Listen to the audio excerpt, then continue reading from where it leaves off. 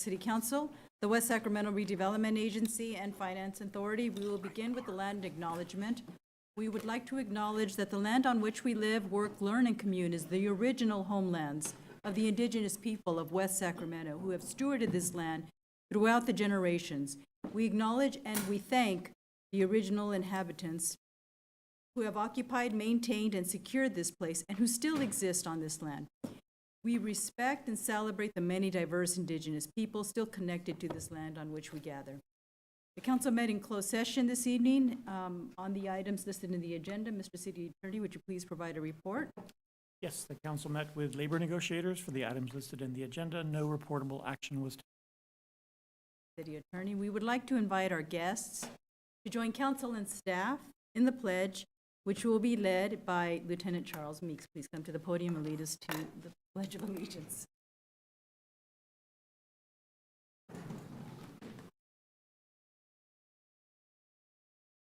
Please place your right hand over your heart and repeat after me. I pledge allegiance to the flag of the United States of America and to the republic for which it stands, one nation, under God, indivisible, with liberty and justice for all. Thank you. Please, my apologies. Deputy Chief, I called you Lieutenant. You've been promoted. As is noted on our agenda, City Council is prohibited by state law from discussing or taking any action on items that are brought up under item 1 for public comment, but it provides an important opportunity for a public forum. The public is given an opportunity at this time to address City Council issues not listed on the agenda.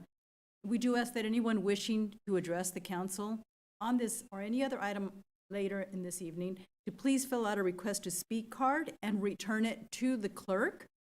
And the clerk, when that item is called, will call your name. And we accept the request to speak cards up to the conclusion of the reading of the staff report on any particular agenda item. Once the staff report has been read, we open the item up for public comment. The clerk will announce your name for you to walk up to the podium to speak. Now, in front of the clerk, there is a timer to ensure that everyone has a chance to be heard. And we ask that all comments be limited to the specified number of minutes. I also have the timer, and once you're getting close to the time, I'd ask you to wrap up. And we also recognize that for some, speaking in public can cause anxiety. So we request that there be no applause or boos, catcalls, or other demonstrations. Furthermore, so that we may maintain a civil discourse here in the chambers, we ask that those in attendance and those who address City Council abide by the code of conduct posted and not speak in loud, threatening, offensive, abusive, or other disrespectful language that disrupts, disturbs, or otherwise impedes the orderly conduct of the meeting. Now, this brings us to item 1, presentations by the public on matters not on the agenda within the jurisdiction of the council, and each person has 3 minutes to speak. Madam Clerk, are there any requests to speak? Yes, ma'am. Guy Stevenson.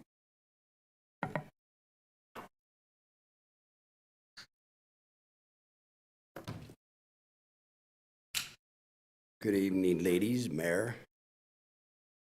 I'm here not to talk about VIA tonight, so you can get a break from them. I'm here more focused on law enforcement. I've had conversations with people about law enforcement. Most people don't think that law enforcement is important till it shows up on their front porch. You know what I mean? When they have a problem, then they call the police. Well, I'm the opposite. I think West Sac is a good city. It's growing massively. And after what happened today, I think there needs to be more police. What happened in Vegas, what happened in Texas today was not good.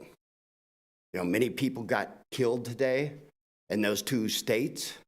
So that it actually happened at a time where I wanted to bring it up to the city council.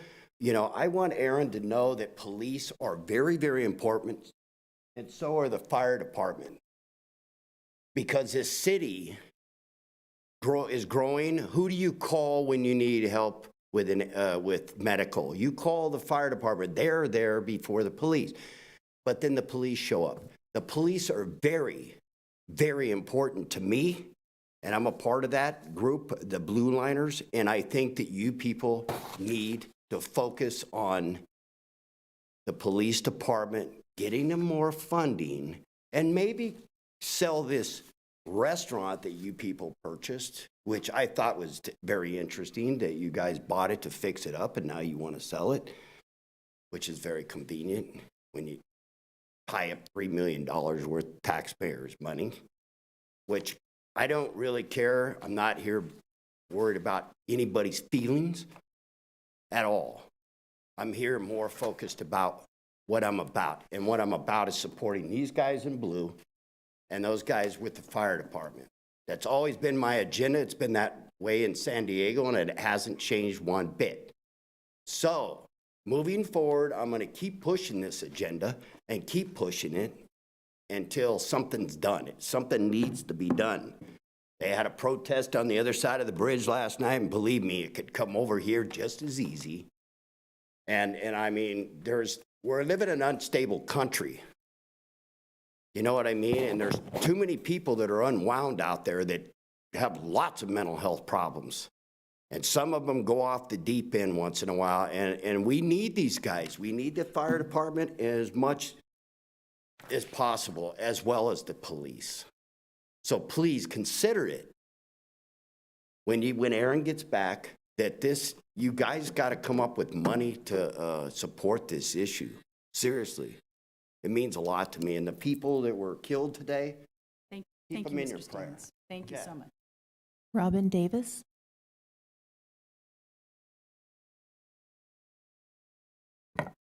Hi, I'm Robin, and I live in my 160 square foot, semi-off-grid, tiny home on wheels on my undeveloped residential property here in West Sacramento. I want to thank staff again for the work they put into the tiny home on wheels presentation, especially David Tilley, who has been involved with my situation from day one. So I have no doubt he is probably tired of me, but apparently not as tired of me as he is of cannabis. So thank you again, David. And thank you, council, for the unanimous support to approve tiny homes on wheels as another affordable housing option in our city. Lastly, a thank you to my neighbors who support this ordinance and who have spoken up to move this forward. It's truly humbling to see how far the city has come in the conversation over the past 3 years. I did want to address the concern regarding the possibility of a high concentration of primary tinies on wheels in Brighton Broderick, and how much I was actually inspired by that idea. I know not everyone gets it, and that's understandable, but there is a huge desire for the lifestyle and the culture that this way of living brings to people's quality of life. People travel from all over the country to go to tiny home festivals and meetup groups just to look at them and connect with like minds, because each home is so unique. So I would be extremely proud to live in a neighborhood that had a high concentration of tinies as primaries and ADUs. I look forward to hosting tiny home workshops at our Brighton Broderick Community Center. I envision the city hosting our own tiny home festivals at Bright Park and partnering with organizations like Three Sisters to bring in the permaculture side of living more intentionally, connecting people with local builders, local organizations, and empowering this community around sustainability with all the tools possible. I'd love to do a tiny home neighborhood tour if we do end up having multiple thousands concentrated in Brighton Broderick. We all agree and acknowledge the huge demand for this could be a really positive thing for the city to embrace. And as stated previously, only 16% of the population can afford a traditional home today, so the market is potentially 84% of the entire population of this state. To reiterate, statistically, 58% of tiny dwellers have more savings than the average homeowner, 89% have less credit card debt, 34% have more saved for retirement. So to judge and look down upon thou dwellers solely on something as superficial as the wheels is ignorant, but we will continue to prove these negative stereotypes wrong.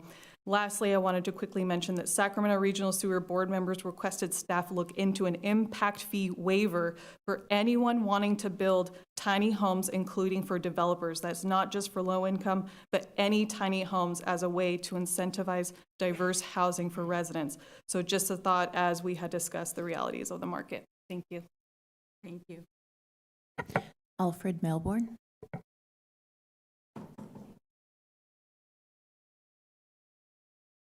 Ceasefire now. I'm starting off by saying that, and that shouldn't be dangerous or revolutionary to call for a ceasefire, which the genocide of the Palestinian people is taking place right now, and I've spoken to some of you, emailed some of you, and just tried to get your all's attention so that we can make a statement, sign a resolution to call for a ceasefire. I think that many people see what's going on in front of our eyes, and that we need to call things out as we see the devastation of a race, a group, an ethnic people being genocided off of this earth right now, and that our tax dollars are paying for it. So, yes, however, I mean, we live in a time where some human lives matter more than others. This is only true because we're allowing it. We need our leaders to step up and call out genocide when they see it. So I know that, I mean, a lot of people want to look away and act like there's nothing happening right now, but there's horrible crimes taking place that should be called out, and I'm looking to my leaders to step up and make a statement in regards to that. Other cities are signing resolutions and calling it out and leading, and I believe that we are leaders also, and we should follow behind and make sure that we're doing something here in West Sacramento. As a First Nation representative, I really wish that the land acknowledgement that you all make would mean more than just words. I've said that continuously because we have tribes right here in this community that are working to uplift, to inspire, to help this community grow. And right now, currently, we have a community center that is still lacking permits. I thought we received some welcome news recently, but we're still at a standstill. They're still calling every little thing out, and we have hardly no movement on that. Secondly, in regards to that, we have a chairwoman that is a member of Broderick Bright Neighborhood Association, and she constantly is contacting the city of West Sacramento, and I don't believe that she's getting the respect that she deserves as a chairwoman of her tribe that lives here, that has a stake here, and that is trying to build the community. I think that when she's acknowledged or spoken to, that there must be the utmost respect. We're going to be meeting outside because we don't have a center to be able to have our meetings as the Broderick Bright Neighborhood Association. We're still waiting on a response back from the city in regards to the 3 meetings we were supposed to have as far as the Bright Park Master Plan. That still hasn't happened. So if any of you all can find out when we're going to be having those meetings so that we could discuss what our future park will finally look like. Thank you. Thank you, Mr. Marborn. I wanted to ask for clarification about the center. Madam Assistant City Manager, can you provide an update on that? Can you hear me? The permits have been issued, and there was a courtesy inspection today, so things are progressing. Okay, and moving thank forward. you so much for that. And regarding establishing a position, we have Doug, who can help you provide some background on the perspective that we have on those issues, if you wanted to have. So just ask if you. I just want us to take a stand. That would be my position. I will defer to staff who provide that direction for us on this one. Thank you so much. Any other requests to speak, Madam Clerk? We have no additional requests to speak. Okay, thank you. We have items 2 through 10 for consent agenda, and I'll accept any request to pull an item. Any questions? And we have a new process here, I think. So if we pull any, they'll be taken separately up for a vote. Anybody here? Okay, I do have here item 4.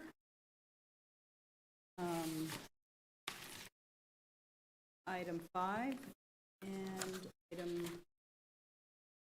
10. I'll be asking for some background. And item 4, I would like a little more background from staff on why they're asking for additional funding for this particular one, because it's a significant amount of money from where we first started, and I have a hard time doubling like this amount of money. It's a lot for the, I mean, where did we go wrong in projecting that 125 was not enough? Yeah, good evening, Madam Mayor and council members. So the initial budget, actually first, let me say, Ryan Tiva is a senior civil engineer capital project. So the initial budget that was put together on this project, was done with an estimate that the project plans would be taken to a point in which we would be able to determine or get estimates for construction costs.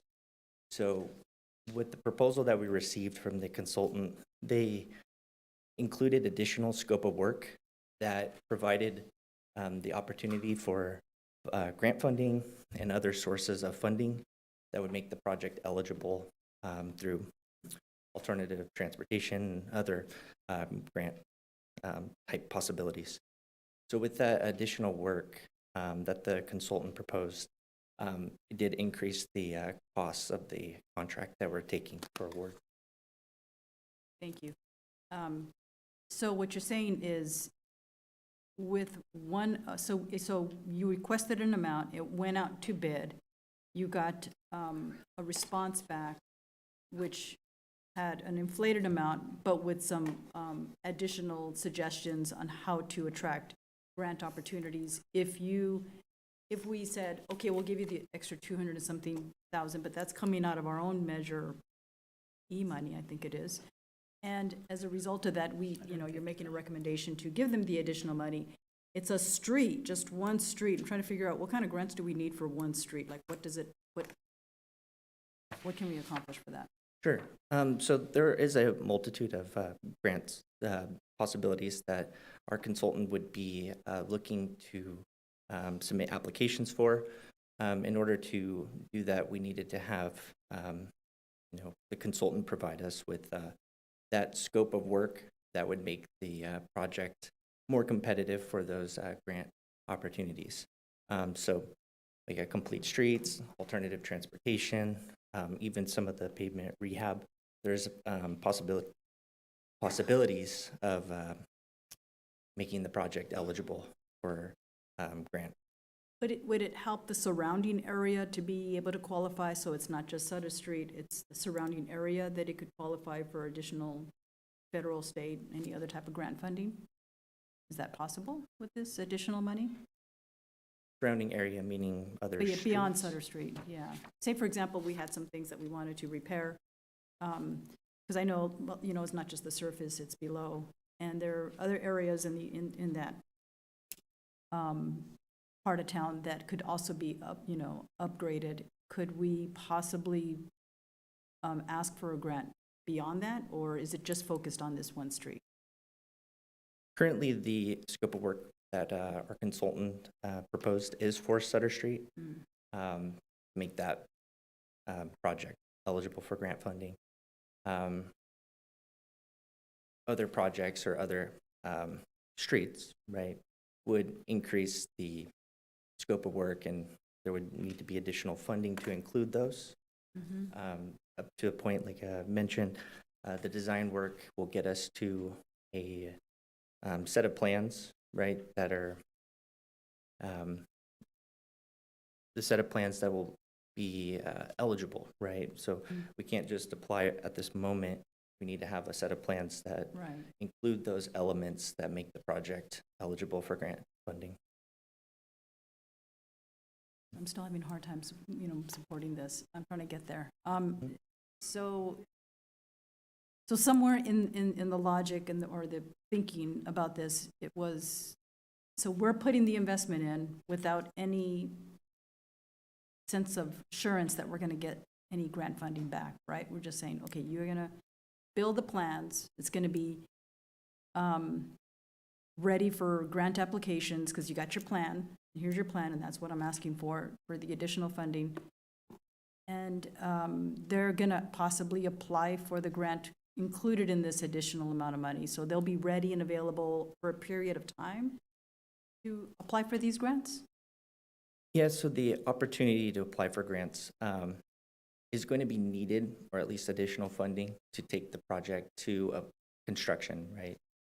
So the upfront investment that we make now to get the project eligible for grant funding would reduce the amount that would be needed from the city to fund the project and construction.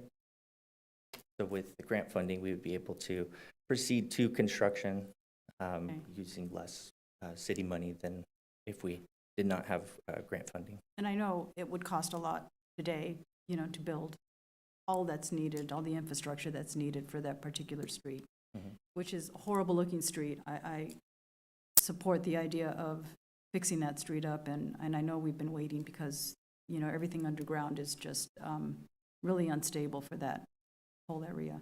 Yeah, and the type of traffic. And I think one of the surrounding areas, I don't know if you had mentioned, we're thinking of First Street. I think that's one of the intersections with Sutter Yeah. that would be included. Oh, okay. Portions of it Okay, included in the so it's project. not just Sutter Street, okay. Mhm. That's good to know, that other areas would be included. Okay, thank you so much. I feel a little better. One more question. Could we Sure. offset how much we're giving in the future? Say, for example, we got a grant and it covered the cost of technical assistance or grant writing or whatever. Could we come back and say, hey, look, we have a plan and somehow backfill it, you know, to recover our 200 and something thousand here that we're giving in addition to that?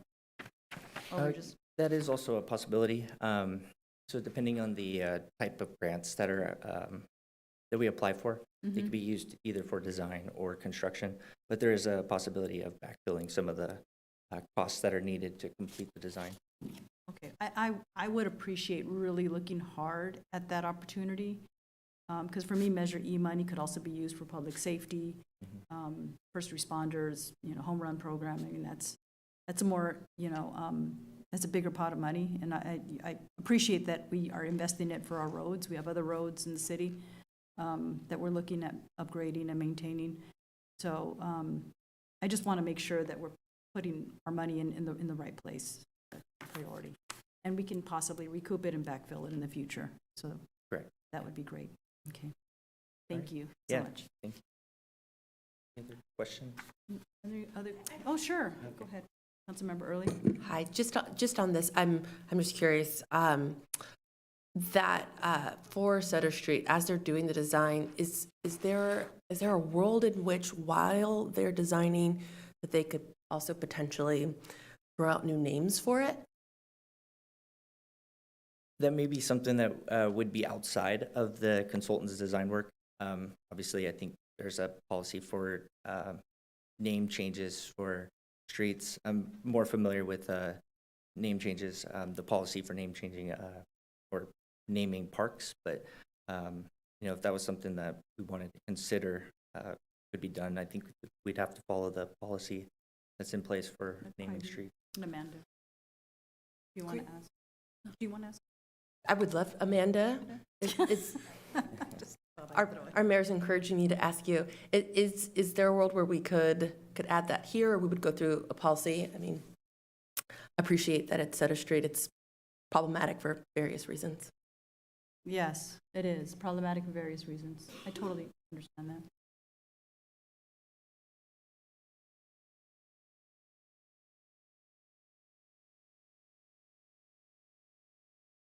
So this, say it again. I got you.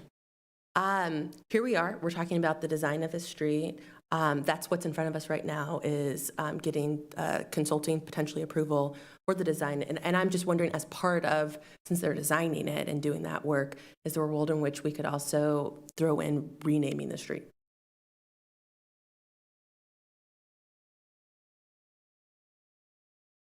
You can certainly take up renaming the street. There is a street naming policy. The council can initiate it.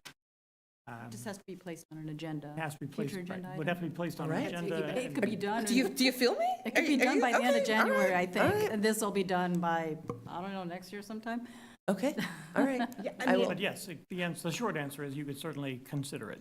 Okay, thank you, and thank you for your patience. Yeah, absolutely. I just, Yes. Mayor, Yeah, just want to Dr. commend staff for bringing this forward. I know that this has been an issue with high complaints of the last decade. It's poor conditions, a lot of, I understand, according to the staff report, there are a lot of folks that would love to do business with West Sacramento and cannot do that on this street. So the fact that we're even addressing a road condition that's been so long overlooked is a good thing. So I encourage that. I understand that the investment, every board we sit on, I'm sure we're seeing augmentations to to investments due to the high cost of doing business everywhere. All of us are suffering from that, but I do appreciate the attention to this and look forward to seeing a finished product with more attention to investing in that area that's been so long neglected. So with that, Madam Clerk, I think we're all done with the comments here at this Thank you, point. Madam Mayor. We have no Councilmembers. request to speak on this item, Madam Mayor, and just a point of the new process. Yes, I was going to ask you. I Yeah. think we needed to take a vote on the other items first, and then go to the items that I pulled. Is that the way? Yes, so Okay, if so you would next- like, since we just heard on item 4, you guys can take a vote on specifically item 4. You can then take a vote on the remainder of the consent agenda, excluding items 4 and 5, which were pulled, and then we can continue with item 5 if you'd like. That'll be great. So 4, 5, and 10 are the ones I Oh, pulled. I'm sorry, and That's 10. okay. So we will take a vote on the consent agenda items minus 4, 5, and 10. So moved. Second. All right, Madam Clerk, Mayor Pro Tem Orozco moved, Councilmember Alcala seconded. Please call the roll on those. Councilmember Sulpicio Hull? Aye. Councilmember Early? Aye. Councilmember Alcala? Aye. Mayor Pro Tem Orozco? Aye. Mayor Guerrero? Aye. And then next, we have closed the public comment on item 4. We'll take a vote on item 4. And is that the process? Yes, ma'am. Okay. And so I'll accept a motion for item 4. So moved. I'll second. Mayor Pro Tem Orozco moved, Councilmember Sulpicio Hull seconded. Councilmember Sulpicio Hull? Aye. Councilmember Early? Aye. Councilmember Alcala? Aye. Mayor Pro Tem Orozco? Aye. Mayor Guerrero? Aye. All right, thank you. That one is approved. And next item is item 5. And we have Mr. Huerta, thank you so much, here on this item. And I believe that this is going to allow for more housing construction going on in the Southport area. And I think we have the, developer here who can help answer any questions. How many housing units are, I think everything's in there, but I just want to have a little presentation on this, if you don't mind. Sure. So this particular, apologies about that. This is a 208 rental project, condominiums, duplexes in Southport area.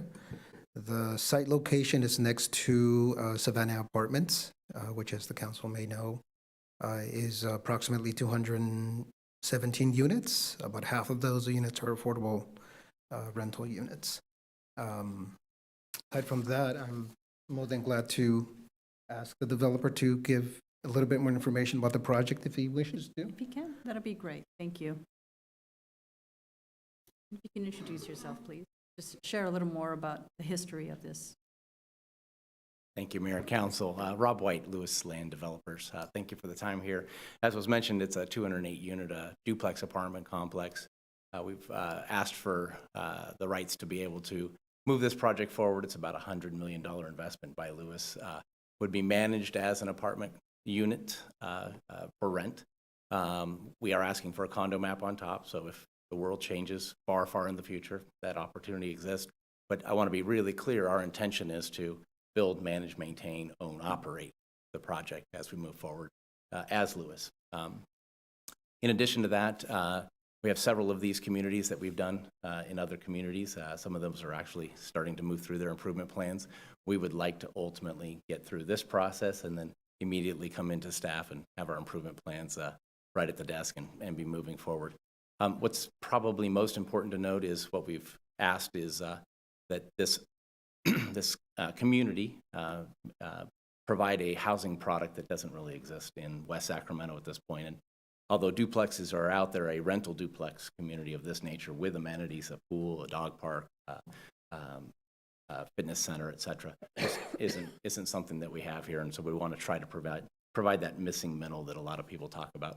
We recognize that it is a market rate product, and that opportunity for us allows us to move forward with financing and get this thing out of the ground.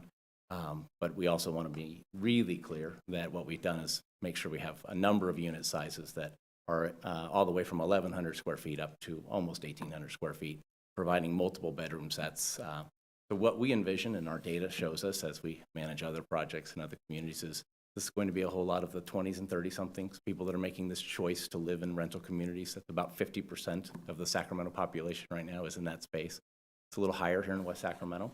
But the intention, I think, would be to not only establish a really important piece of the housing puzzle here in West Sac, but also demonstrate again how West Sac has led forward and provides a product that many people would like to have in their own community. I can answer questions if you have them. I can answer additional presentation amounts if you like, but I'll leave it right there for the moment.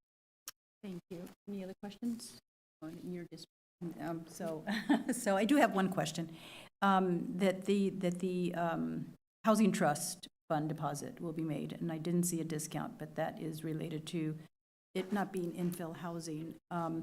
And the designation of that, and the formula related to that. I don't expect you to have all that for me now, but I would like to get the quantification of how that's established, because there are differences that I've noticed between different parts of the city that receive a significant discount and others that don't.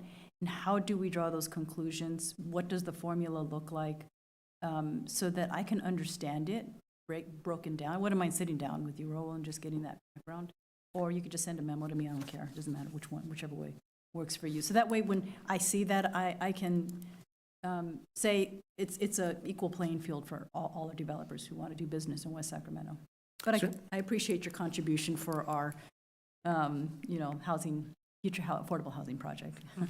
Certainly be more than glad to, sit down with you and any other council members who may be interested in revisiting the inclusionary housing ordinance, and specifically the Housing Trust Fund program, which is the mechanism that we have that allows developers to request in lieu fee payments rather than including units within their projects. As you mentioned, there are areas of the city that are called urban infill areas where there is a discount applied to what that fee is, primarily because these are, as the name implies, in infill areas that are a lot more difficult to develop as opposed to greenfield areas.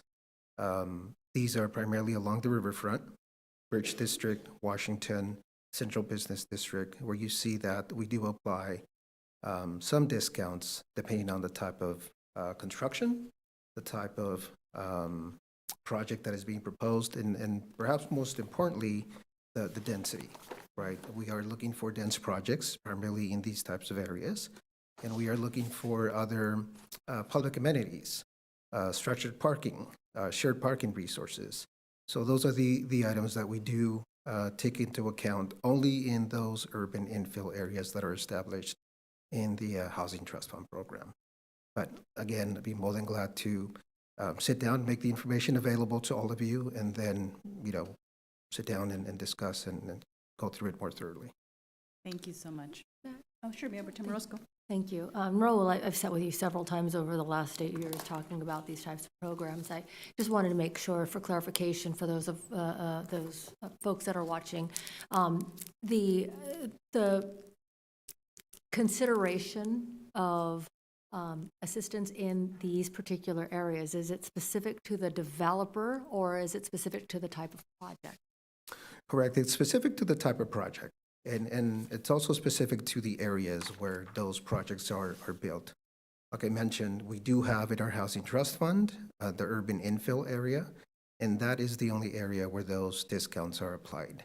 We also have density requirements. There are very, significant density levels that projects have to meet so that they are eligible, even though they may be located in that urban infill area. If they don't meet those density requirements, there's no discount applied. Thank you, sir. Sure. Thank you, Ms. Appreciate all your work on this. I know it was a while working together on this, so I appreciate your work. I'm looking forward to seeing the project develop. And Madam Clerk, are there any requests to speak on this item? We have no request to speak on this item. Closing the public comment, bringing it back to council for a vote. At this time, if there are no other comments or questions. Early move. Second. And Councilmember Early moved, and Mayor Pro Tem Orozco seconded. Madam Clerk, please call the Councilmember Sulpicio Hull. Aye. Councilmember Early. Aye. Councilmember Alcala. Aye. Mayor Pro Tem Orozco. Aye. Mayor Guerrero. roll. Aye. All right, this item is approved. Next is item 10. Mr. Droz, thank you so much for being here tonight, and I'm sorry, I just pulled this in. I didn't give Assistant City Manager a heads up about that. I wanted to bring this to everyone's attention. The fact that there is proposals to increase the allowable length and weight of semi-trailer trucks. And this is, as you know, we have industrial zone that has a bigger footprint in our city than any other region, region-wide. And this will have, I think, a significant impact if we don't pause this particular proposal. And with that, Doug, you did share that the likelihood of this passing is very slim. Yeah, so in its current state, as a introduced House resolution, it hasn't received a vote or a committee hearing at this point. It's a proposal that often comes up historically from more rural areas. If it were to advance at some point, it would likely be part of the Surface Transportation Reauthorization, which doesn't expire until 2026, which was reauthorized under the bipartisan infrastructure law. So it'll be a while, but I think it's good to get the city on record and join a growing coalition that includes National League of Cities and National Association of Counties. Thank you. So appreciate your work on this. And in speaking with the organization that's advocating about this issue, I was able to exchange ideas. I told them about they asked about some of the problems we have with trucks. Said, they drive along, neighborhoods. They have their engine on for hours on end, causing a lot of noise. The bays have this lighting. It's very inconvenient for our, good neighbor policy. And so the beeping associated with having a truck area. So all these are things that I've heard are pretty common, and some cities have found solutions to address that. And that's another area that I want to be able to explore in working with the organization. So just want to say thank you for bringing this on this council's agenda for today for us to take action and to continue to support our neighbors who have concerns with the just a lot of trucks moving around the city.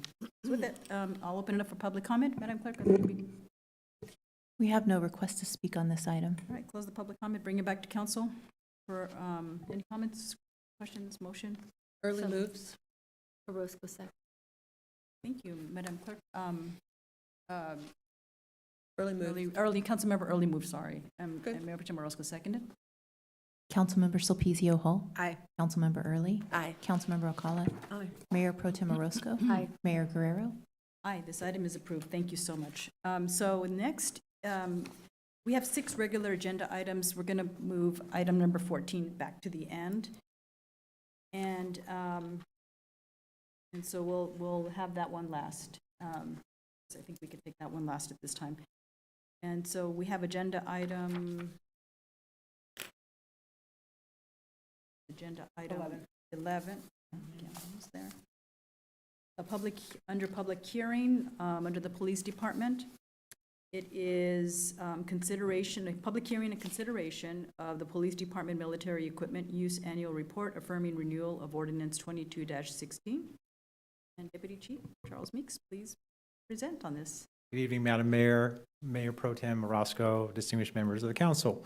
The purpose of this report is to comply with current AB 481 regulations, which require that law enforcement agencies obtain approval from the applicable governing body for the funding, acquisition, collaboration, or other use of military equipment as defined by Section 7070C of the Government Code.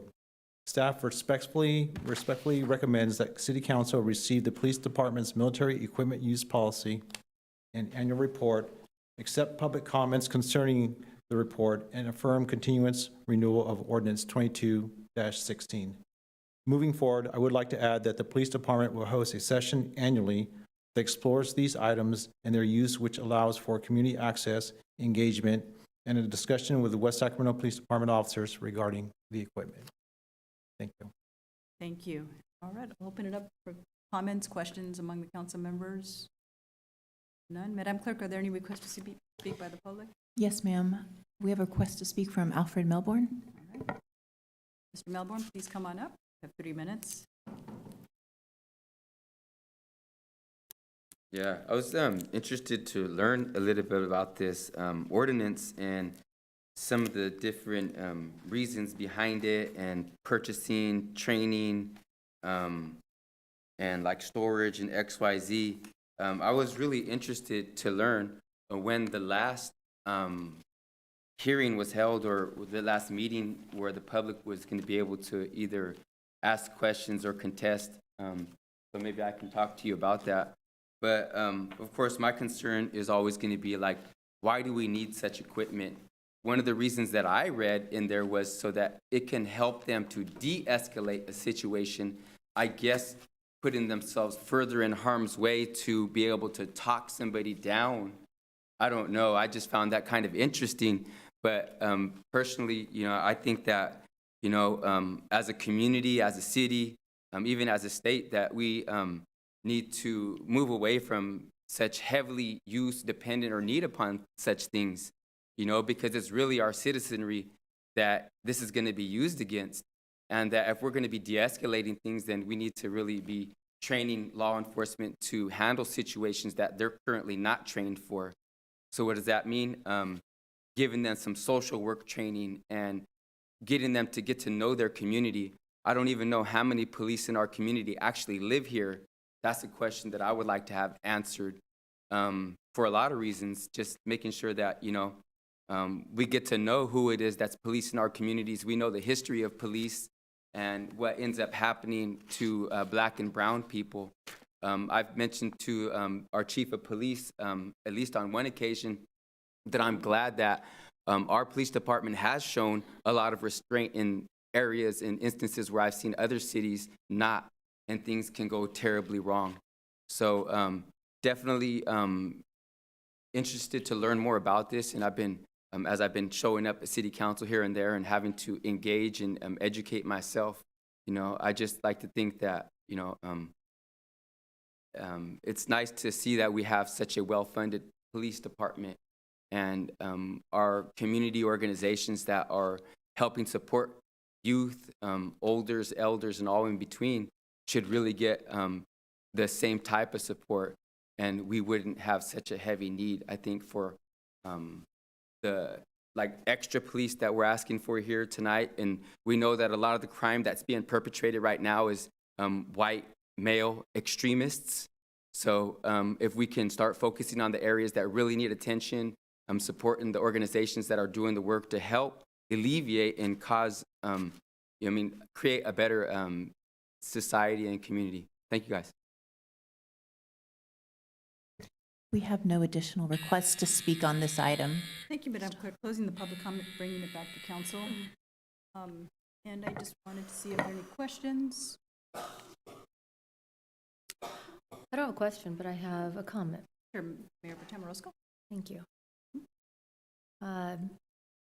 Early next year, I will have the great opportunity of being present with my husband, who has been working for the Sacramento Police Department for almost 29 years.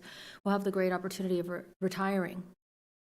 In all the time that I have been in this wonderful relationship, there have been many times when I've worried about whether or not my husband was going to return home to myself and our 4 kids. In a perfect world, we would not absolutely need military equipment to deal with issues dealing with public safety or the public, but because our country has allowed, well, let me rephrase that, because of this current state of the way people behave in our cities and in our communities and in our states and across the nation, we unfortunately have to consider using these types of tools in order to protect officers and let them go home at the end of the night, but also to protect the public. And what I'm talking about is the use of drones, for example. Putting drones in the air, or even vehicles, unmanned vehicles on the street, in order to try to secure different scenarios in order to protect lives on both ends, both the suspect as well as those who have been charged to protect our community. And I agree that, we all need a multi-pronged approach to solving these very challenging and very difficult issues. And I really hope that, and I have confidence that our council thinks about all these because we are such a diverse group of thinkers and leaders that we want it all in order to tackle these complex issues. But I don't have a problem with this policy. I see that our department has been highly involved, boots on the ground. In fact, this weekend we have Shop with the Cop, an annual event where officers go in and meet with the most vulnerable members of our community who might likely come from disenfranchised communities that don't view officers as a friendly group of people.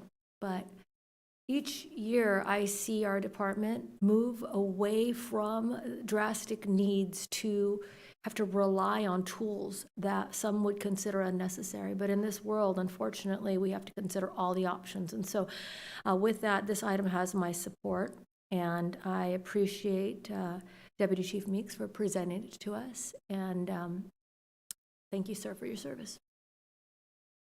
Sure. That was good. Okay, so, Councilmember Alcala. Okay, thank you. I also think this is very good recommendation. I do have a question, though. A member of our public did ask about accepting public comments concerning the report. How are you going to go about receiving these comments? Are you going to announce these meetings ahead of time? Folks that are interested in providing public comment, how will they get to know about the opportunity to do so? Regarding this policy? Yeah. This is the time. There will be no other time? No, I think, I don't want to misspeak. I see the chief walking up here to save me, but. Yeah, Team effort. For the sake of this annual report, this is that time. The law accepts a public hearing in a forum like this as that opportunity to receive input. However, part of what I think DC Meeks acknowledged in his opening comments, we don't feel like that's sufficient enough. And candidly, I feel like we're late on this particular annual report. And so going forward, you'll receive another report from us in the first quarter of next calendar year. So we're going to be right back before the end of March. And in that time, I'm guessing in mid-February, we will post and host more or less an open house about this. Okay. And so it'll allow that interaction to happen as part of our overall effort, frankly, to reduce the barriers to interaction and access to us. That's great, Chief. I think that would be so great for the public to feel that they have input. Okay. Thank you. Councilmember Early, do you have any? No, this is great. I'm fully supportive. Deputy Chief Meeks, you sat down so soon. Get cozy. Okay. So first of all, thank you very much. I do want to say that I appreciate that the chief mentioned future opportunities. I know that there were other public engagement activities that, and then the chief has in his office like a advisory group as well. So that's another process. And then there is Zen City that is constantly asking for public input as well. I think those are all your opportunities that you've been doing. Although I would like to get a report what all that is about and kind of filling us in on, because this is separate, a little bit separate. This is a mandate. Right. But I don't see it how it's blending in with all of these other activities that are going on. We are seeking public input. And so I would like, and I know the chief knows I'm very interested in this. Sure. I thought it'd be coming up around now. Okay. So I just haven't, I don't want to put him on the hook for a time. Sure. But I would like to have, I've been getting asked about, hey, we showed up at these meetings. We haven't heard about what the outcome is from those meetings. And that I think would be helpful for us to be informed. Next is the fact that being in a ride-along, I go like annually, and last couple of them been for 12 hours on a ride-along, and this last one was very scary. And some of the things that I saw were the calls that officers had responded to, or the individual that they were stopping a car on had a history of evading police, carrying a weapon. assaulting police officers. So, that information that they gather in advance before they engage with the individual, because they do all their due diligence, and that, I think, is a component, not just having all of these, all this equipment, but gathering the intelligence in advance, I think, is a significant component, and thankful to their training to be able to say, this is, and then the tactical response and coordinating it with everybody, not just one officer. It's going to be a coordinated approach. They don't just march on in one officer. They wait for others to be present so that everybody's safe. With that, it prevents other response times, to go, are delayed. So there'll be many other calls that will not get a police officer. And it could be a crisis, that's happened. But it prevents other people who are asking for police, support to wait for maybe an hour. And believe me, I've been seeing how they respond to a vehicle, for example, without, with expired registration. And they find a gun, and they find ammunition. And they use the police dog as another way of being able to keep everybody safe. And a police dog can be intimidating, which is, I think one of the goals is to kind of de-escalate things. But I think they also provide a good resource in being able to detect things that normally you can't visually see what's happening. And the police, our K-9 officer has done a great job in tracking down guns. So with all of that, and also visibly, me visibly seeing what I've seen in challenging situations, I just want to say that I appreciate, and I appreciate what you need for tools. I also want to make sure that you get the training. I wasn't sure in reading this report. I saw all the training, and you do need the training and to get all this done. And so anytime in the future, just kind of share a report on the training hours, because that informs us of how limited, you are as well, and stretched further to get the training that you need, to use these resources. They have to be ongoing and certified and so on. And then, just informs us on the challenges in our police department to continue to adequately serve the community, because it gives us an opportunity to explain to our, constituents. It's hard right now because we're having to manage all of these additional resources. So, Madam did you Mayor, have a that was- response? No, that was very well put. I think it's safe to say it's a very complex scenario that you just mapped out. For every piece of equipment that is assigned to an officer or assigned to a unit, there has to be foundational training. In addition to the countless hours of training that they have attended just to get to the academy, just to get to the department, and then training in the FTO program just to be able to work the streets as a solo officer. In addition to that, any piece of equipment, whether it's the UAS, the drones, a taser, anything else, requires additional training. Now, you also describe a scenario where officers are forced to prioritize the calls for service that they go to, which is 100% accurate. I think the men and women of this department, if they could prioritize or go to every priority call with a minute response time, they would do it. But the reality is they probably have at any given time 3 or 4 high priority calls, and they need to try to prioritize those calls to see what's the most important. And sometimes in responding to one, they need to deviate and go to another one. Mm-hmm. That is the challenge, is to just utilize the resources they have, respond to the call that's most needed at the time. And then assess the situation, which you also described. Assess the situation, determine what's the best course of action, what's the best piece of equipment that can be used if needed, what's the best resource that's needed, and then apply that.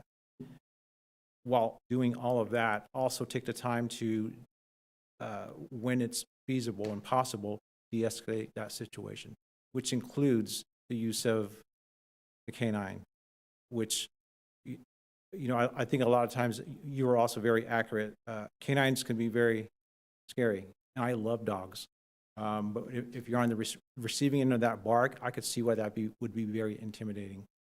But I would also say that a vast majority of our apprehensions with a canine are because someone heard that bark, saw the dog, heard a dog, and said, I'm done here, which is exactly what we want. That's what our canine officers want. And so that is a de-escalation tool. I can't speak for anyone else, but if I'm inside a house and I have committed some felonious crime or fired off a rifle, and I saw our MRAP, our big armored vehicle, pulling up in front of the residence, I'd probably give up. Because I know there's nothing I can do with my rifle to penetrate that armored vehicle. And it allows our officers the opportunity to get close to the residence and be able to have communication with that individual to try to de-escalate that situation. So it is a de-escalation. Thank you for your support. It is, I think it's very eye-opening when you have, firsthand experience or have someone who's in that profession, but I've also had the opportunity to go out and do rides with our officers and see the complexity of the jobs that they do every single day in protection of this community. So thank you. You're welcome. Thank you for what you're doing. Appreciate your service. Okay, with that, are there any other comments, questions, feedback? The motion to, what do we have to accept this report through a motion?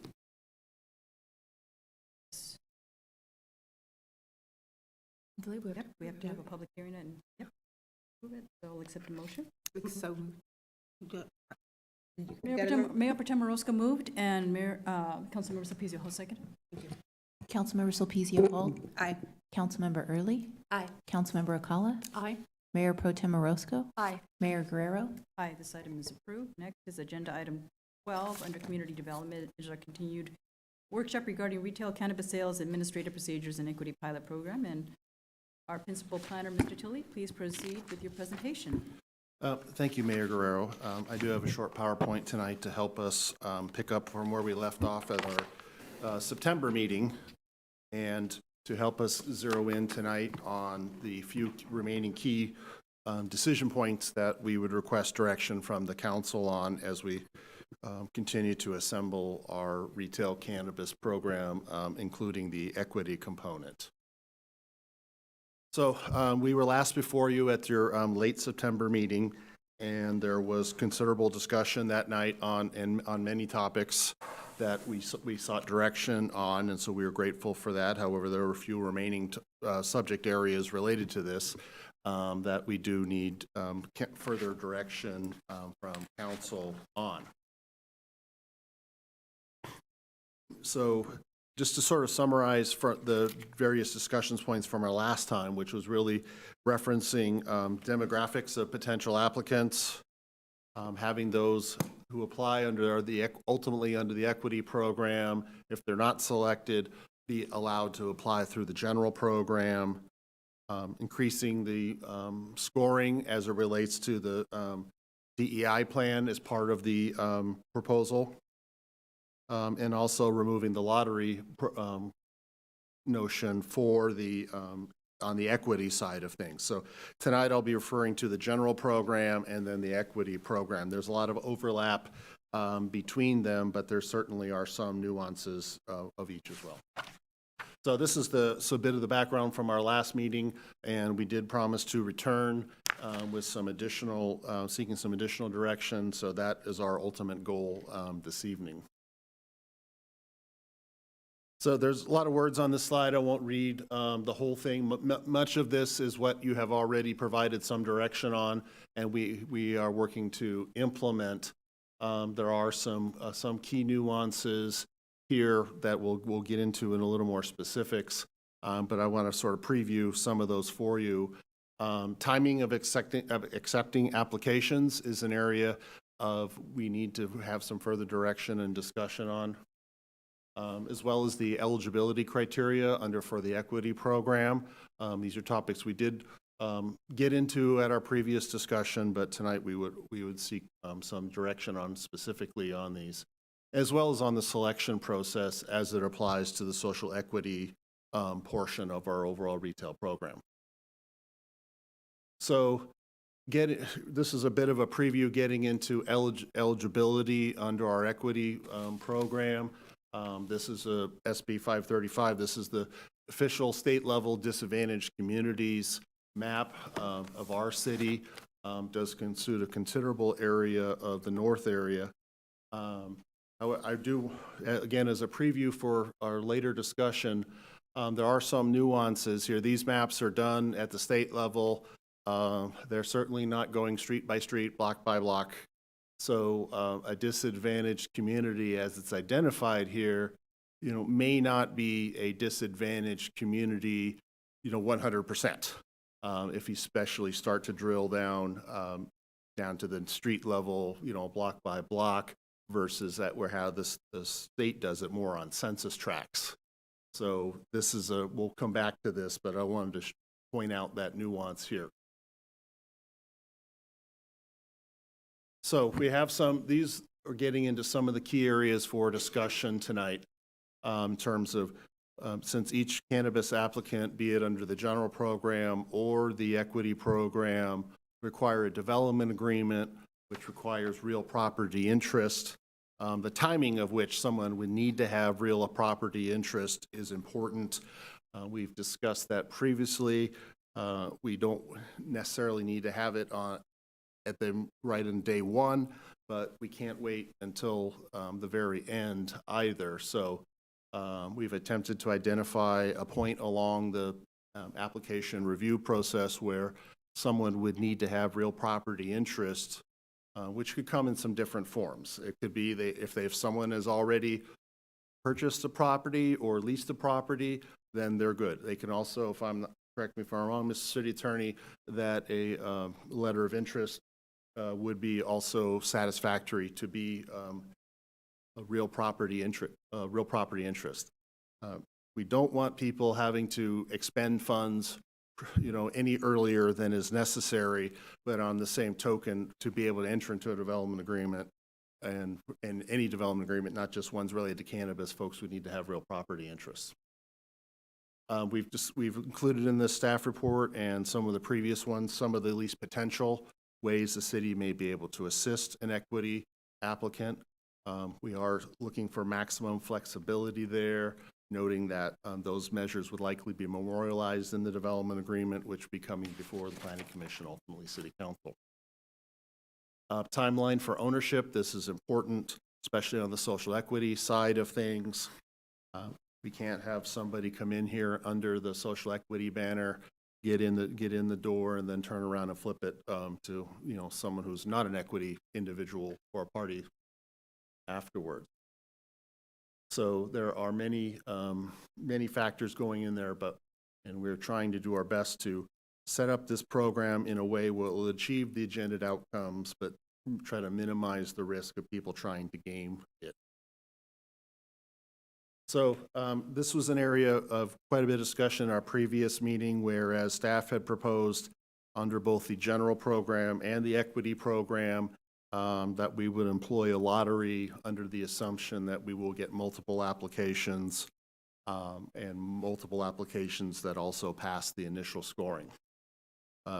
Council was not on board with that as it related to the equity program.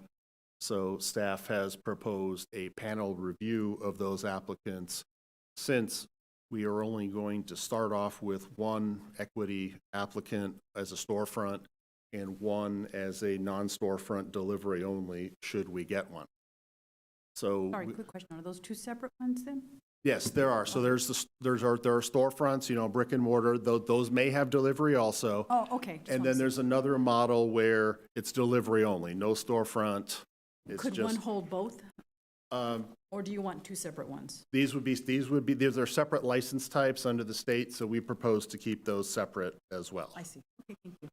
So, and under the presumption that we may get multiple applications on both sides, but for now focus on the equity component, we need a way to distill those down to the one that will ultimately be selected. So in lieu of the lottery concept that we discussed at the last time, we have proposed more of a panel review of those social equity applications that have passed the initial scoring.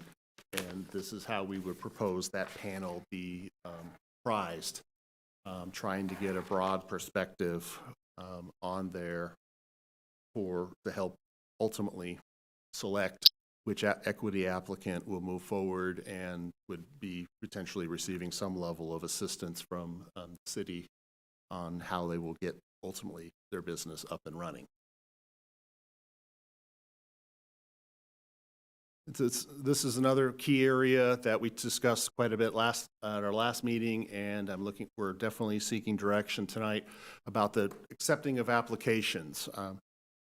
There's a lot of different ways this can be done. The council was clear that they did want to make sure that equity applicants have at least a bit of a head start as opposed to the general licensing. So what we had proposed here in the staff report would be that we would not accept any general licenses until such time as an equity applicant was actually open for business. That is perhaps one of the more conservative ways to go. There are other options, and on the slide here I put a few options for council consideration, sort of ranging from we can be the most conservative, which is to wait on general until all the an equity applicant is open, to the other end of the spectrum would be taking in equity applications and general applications at the same time. And then there are some points in between on that continuum. I would estimate that from start to finish, including state licensing, potential construction needs, it could be as much as 2 years for an equity applicant to, from day one they start until their door is open. It's certainly in that could be in that range. That's if they have the perfect building. Yes, and if that's of minor work done and things like that, it certainly could be in that time frame. So I want to provide that for context, given that the genesis of this whole effort has been an economic development effort. Is the council interested in waiting, and if so, how long? Especially since even if we work all the way through with an equity applicant, we're going to do whatever we can, but there's not 100% guaranteed they will ultimately get there and be able to open their doors. So we will seek some direction from council on this important topic too, in terms of the timing of when we would accept general applications as it relates to when we would be taking in equity applications. So this is sort of a summary of a lot of the topics that we're seeking direction tonight. As I mentioned, the timing of when we might accept the general applications at some point following when we would accept the equity applications. And then we also have, we discussed quite a bit at our previous meeting, just what do we mean by an equity applicant? Staff has long been proposing that be someone who's from a disadvantaged community, is otherwise at 80% of AMI, which in our county, assuming a family of 4, is a little less than $70,000 a year. So we highlighted on this particular slide the or and the and, because that is important here. If we think back to the disadvantaged communities map, which again is done on a relatively broad scale, if it's an or, it's certainly possible that within a broader defined disadvantaged community, there may very well be some pockets of, some level of affluence. So, so that's a versus and would mean that someone would need to be not only residing in a broader disadvantaged community, but also be of that particular income level. So this is an important distinction, because as much as the disadvantaged community metric has been well known and well accepted, it is done, fairly broadly as at the state level. The alternative on a definition of equity that we would propose, that and this was also brought up at our last meeting by some of the public comment, was that the state has a definition of equity that is fairly straightforward, fairly broad, as one might think from at a state level. And so that is an option should the council wish to go in that direction. One thing I should note is that if the city does define its own definition of equity, the state level will recognize that party as also as an equity applicant at the state level, and then that party may be eligible for any assistance at the state level that can be provided. So this is not, we could go either way, and in either case, an equity applicant would be able to receive some level of assistance from the city, as well as potentially something at the state level. As they don't have to be an equity applicant at the state level, they will recognize a locally recognized equity applicant. So I think that's a real plus. What's the timing like to have a check in hand from the state? Well, what I have seen on there is they primarily have been waiving their application fees, which is not insubstantial. At that level, at state level, and there's other, training and other resources that are available. I imagine it's probably not enough, but it is certainly at least something that is out there and available to potential equity applicants. Because people will need to be working at our level as well as at the state level to satisfy the various statutory requirements that the Department of Cannabis Control enforces. So these are two more of the areas to consider. Again, I mentioned the panel interview for equity applicants in lieu of the lottery in that scenario, because we really believe we need some methodology in order to get to that final one, assuming we get more than one bona fide application under equity, and then that timing of real property interest. This will be relatively early on in the process, but definitely not day one either, where someone would have to have that type of arrangement and likely have to start expending capital sort of going on some level of risk at that stage. All right, so I'll just summarize here that we're definitely seeking direction on the timing of submitting the general applications relative to the equity ones. If council is comfortable with staff's definition of equity, which includes that nuance of the or and the and. And then the last piece of it would be we wanted to make sure that the council was supportive of that additional weighting factor of a past conviction. Noting that that is not a broad thing. There are some limitations on terms of past convictions and what would be a disqualifier, and I put a footnote in the staff report about that. So looking at my director, I'm going to make sure we touched on every and piece. just one additional confirmation is we're looking for confirmation that staff's recommendation regarding the panel interview leading to the single equity licensee is the preferred approach of the council. Thank you. And also the lottery approach for the general, that's new as well? That has been on the table since we came to the council earlier this year. Okay, so that's Yeah. that remains then? Yes. That I remains, see. correct. Yeah, that would remain on the general side. However, this is the panel is the alternative on the equity side. Okay, thank you. All right, you're all done? Yes, that'll conclude my presentation. I believe there was 4 key points that we are seeking direction from the council on. I'd be happy to summarize those, or I can tee them up one at a time, however the council would prefer to digest this. I thank you so much. I wanted to find out did you want to take like a straw poll on each of the points, or did you want to go into having discussion if we got enough consensus on them to quickly move along and then get to the one that we're at, and you may have a hard time on. Is that all right? Okay, so can you start from point number? Just before we jump deep into the Sure, go ahead. You list the city specific, and I'm positive that it's in here, but I don't have it. What is state? You said it's a broad general definition. you tell me the page it's on, just so I can make sure I'm comparing? Sure. Because I think that's the option, right? Yeah, we could, Okay. you know, we could go either way. The state's definition of an equity applicant is broad, and I'm looking at it here. It's not radically dissimilar to what we have done, what staff has proposed, although on page 3 of your staff report, let's see, about 3 pages down where it says under the DCC definition, a person is essentially tied to AMI, but that's statewide.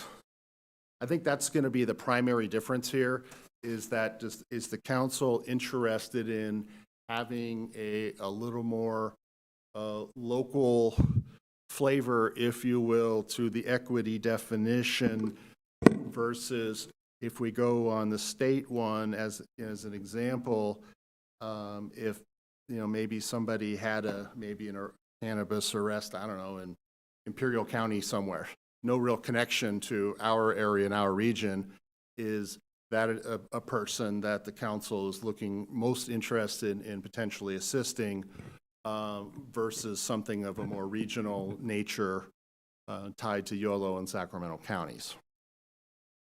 Thank you. I didn't mean to. Do you understand that?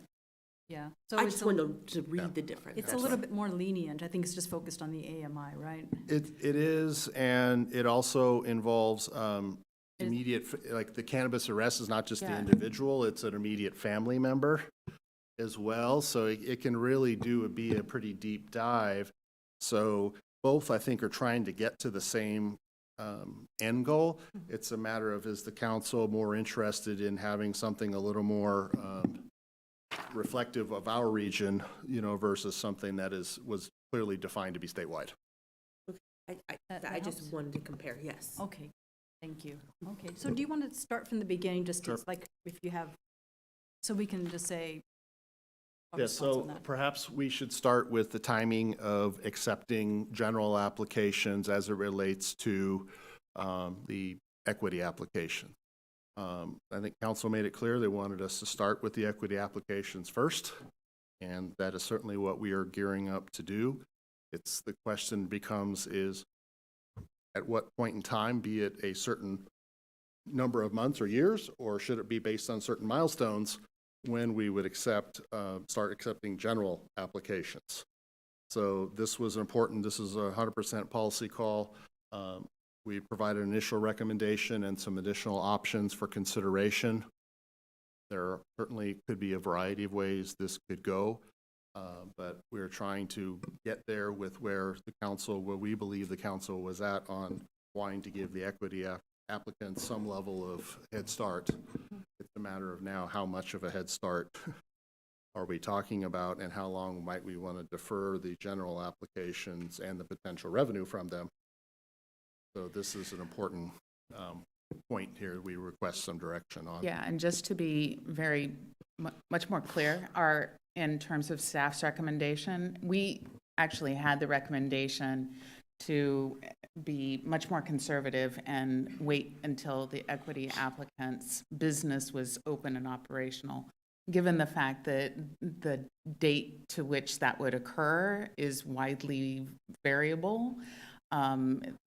If the council's preference is for a date certain for the general licensees to be accepted and for us to launch that program, that's the kind of direction we'd be looking for. So we have put down, just for talking purposes, a January 1, 2025 launch date for the general license program, regardless of where the equity applicant is in the process. Okay. Go ahead. So I just have a question. What would be helpful to know is, in thinking about, and I appreciate you putting a date on just for us to start a conversation with, is the whole idea of it being a head start for the equity license.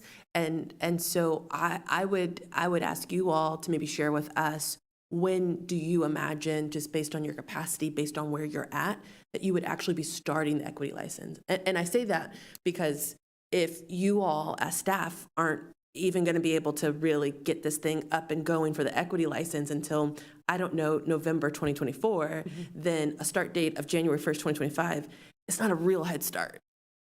And yeah, I agree with that. So, but that is the starting point.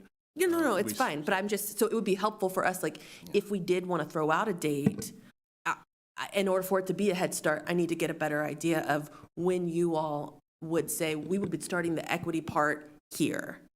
Does that make sense? Yeah, I think from our staff, what we can control, which is our staff's ability to open and launch the equity program, start reviewing the applications.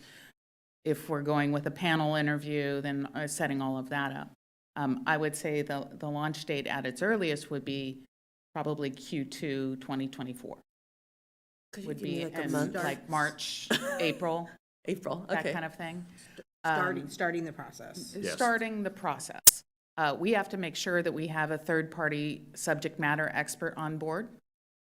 And whether or not that requires procurement or we can use a consultant that we already are contracted with is unknown at this time, because we need a program first to be able to approach that question. So I would say at the earliest would be around the March, April timeframe that we could launch the equity application process. And David, if you have any other. I have a question. That's assuming we're okay with the panel. We haven't gotten to the panel. I mean, even if it's not the panel, right? Like, it sounds like whether it's the What if panel we or just all said the other litany of things they got to city manager do. and David, what if we just change the panel? Even, I think what I just heard is, in addition to the panel, it's also just the whole process. That's a portion of what is going to be the ramp up, is what I think. I don't know if I heard you. Right, the on ramp up, yeah. Okay. I did hear that too. Yeah. I mean, just as we're thinking about it, could another potential option be a date and a time period, meaning that something along the lines of, if it were to start by this time, then 8 months from then or 12 months from then, general licenses would open up. That way. I think that was one of the 6 months was a cost in here. Yeah, but also putting a date on it. So, Oh, you want to put it? right, like, so a combination of both. If So that not way we starting have a by- date for the equity and a date for. Yes. Okay. And I see then what you mean. and then potentially what would happen is, for whatever reason, if staff aren't able to meet that equity date, then Come they back would for have an to- extension. yeah, or- Okay, or a something report for us back to- for an extension. Okay, that helps. Just spitballing. Yes? Yeah, so for, thank you, Madam Mayor. So for the timing of this, I'm a little nervous about a date certain, because I do believe you heard us that we want to give our equity partner a head start. And I'm balancing that with the original economic development intent of this to increase tax revenue. And I know we all have things that we know that the city needs right now. And pushing the start of the general license program back too far, I worry about that. I'm not supportive of waiting until the equity program is open. I do think a head start on a time period needs to happen. I've been told that 6 months might negate the social equity head start. I don't want that to happen. I don't know if that perfect time is a year, but maybe it's 8 months. But that's where I'm falling in this. And so I want to have a conversation about what that time looks like, because I do want to see the general program get up and running.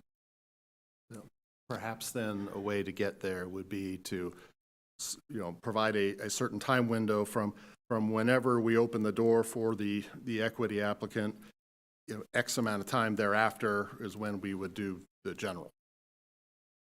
The only thing I struggle with on that is, you open up the door, but it sounds like you might take 6 months to get all the things in place before you're even choosing the equity license. And so I'm trying to give you all space and an acknowledgement that it's going to take staff time, no matter whether we choose panel or something else, and still keeping the spirit of what I think our intention was, which was to actually give the equity license a real head start and hopefully a chance at success. Yeah, so allow me to sort of just pose this. If we were to say 1 year after the equity applicant process has launched, that's when the general license process can begin, can launch. That would be too long for me. Okay. I mean, I'm taking a look at, the revenue dedicated towards first responders, because of the increase of meth that I've seen out on the street, and their response is overdoses, to those who are on meth with guns. I mean, and we know we have some revenue issues, to provide that support for them. So, I just think we need the revenue as quickly as we can possibly get it. And but I also appreciate and hope to get the equity. I mean, this has been a long time getting to this point where I just feel like it took a long time. But I've only been a here 2 year. years. Yeah, but I think the equity piece was what we've been grappling with for this period of time, and that's where I sense, can we get it launched sooner rather than later? The panel is where I'm hearing might be a little bit of a challenge with one particular panelist, but go ahead. And Mayor, I just had a That's a number question. of So let's assume we do get the general licenses out there, because we need that income. We're going to have the equity applicants. Don't we have 2 designated, though, positions for that anyway? I mean, would it make a difference? Well, we did discuss, and I believe there was consensus at the last council meeting, that we would have one equity applicant that we would provide, some measure of support to, through, at least as an example, several of the things that, we included in previous staff reports. What this is in part is about, if we're talking about the panel concept, is we need a way to get to the one that we will ultimately go with, under the assumption that we may get, 3, 4, 5, to start with. We need a way to get to the one. That's where we started the lottery notion initially. Recognized council was not supportive of that as it relates to equity, but we have proposed the panel concept as a way to ultimately get to the one. We need a way that is as objective as possible to ultimately get to the one that we ultimately will partner with, for lack of a better term. I mean, I think that I'll reiterate just to remind us, because I know it's been some time, but I think functionally what we said was, potentially this is, a $500,000 investment in a partner, right, that will have this equity license. And so what we had articulated, at least at that time, and I'm so supportive of what I said then, was that's a huge investment to just pick out of a hat. And so I have not at least yet heard that the panel would take substantially more time. Or at least for me, I think of it kind of like a job interview almost, right? I do those all the time. And so, and I'm sure you do too. And so that feels reasonable to me, but I would love to, if you all are saying, hey, man, this is just, that benchmark is just too high and it's going to take an additional year, I would actually like to hear that from staff. No, we certainly would not expect that. I mean, there'll be a little bit of logistics to get a calendar together with, with these, at least as we've proposed that the 4 individuals on there, but I don't know that would be any longer than the lottery notion that we had discussed previously. Okay, fair. So, thank you. So what I'm seeing here is that we have a complicated set of decisions to make, one of which has to do with the timing of this Head Start, which is really, really difficult for us to put a finger on, because there could be issues with the grantee lag. It could be issues with the city side lag. It could be issues that are unbeknownst to either side, economics or buildings or permit, whatever things could jump in the roadway. We don't want to hold up the rest of the program, the one that took me so long to even get to in the first place after all these years, just because we can't figure out when to start opening it up to the general applicant.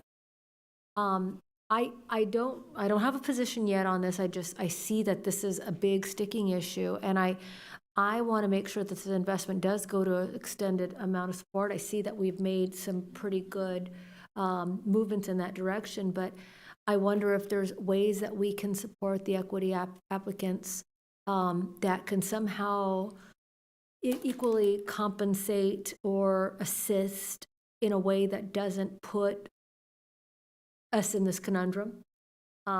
Maybe, I don't know, I'm having a hard time because they equally have merit. And I think that we want to make sure we offer a head start, which might be augmenting other factors that we're looking at if we can't come to a decision on timing. Again, I'm just throwing that out there.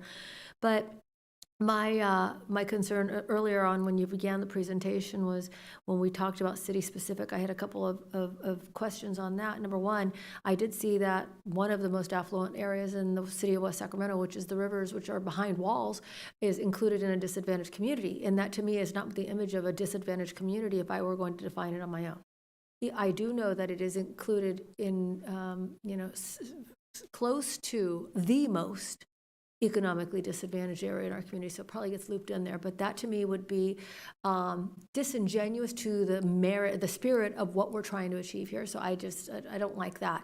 And I know that was that was brought up, as a concern. The other thing I wanted to see is I saw that it's YOLO wide, which is fine, especially because I don't know that we have a flood of applicants specifically from West Sacramento, but this is West Sacramento funding that we are dedicating to the city. And I would like to see a step up for West Sac residents who want to open a business and meet these criteria. I mean, again, maybe it's priority points just for, and if there's like nobody that's applying, then, then we open it up to everyone else. But that ship might have sailed already. I just needed to put that out there. And then finally, and I know I'm addressing all of them and we're going one by one, but if I get my opportunity to speak, David, you did mention that there were statewide criteria. I know my initial issue was giving priority of points to folks who had committed offenses. And to me, I understand that we are trying to counteract the impacts of the war on drugs in our city with this approach. No issues there. My issue was so long as weed is qualified, and I think I might know the answer to this, but you could have a weed conviction for selling to children, which I have a tremendous problem with, because that to me indicates a behavior of moral turpitude, which is not a type of actor I want our city to do business with. However, if it's something else that's a lot more benign, that doesn't, that's not necessarily a crime of moral turpitude, I could see the argument for saying that we would use this program to even the playing field. Lastly, I just want to say that I want to also make sure that the applicants that are participating in this program at a great benefit to themselves are, well incentivized to get moving, because we have situations where we might have a program where it's like a great benefit and everybody else gets held off. But if you're dragging your feet, then we never get anything really moving. Mm-hmm. It's certainly possible, and we're trying to focus on those areas of this that we do have some level of control over. But, if an equity applicant, stops performing, we can't really, we can help them, but we can't do it for them either. So I think, and your comment about providing to minors, that's one of the specific things that's going to be it's not going to work. Under the state definition, if you provide it to a minor and have a felony for that, you're out under the state's health and safety code. So perhaps we should. Can I just? Of course. Since we've received the list already from the mayor, why don't we open it up for public comment and hear from the community at this point, and then bring it back to deliberations. Yes, ma'am. Alfred Melbourne.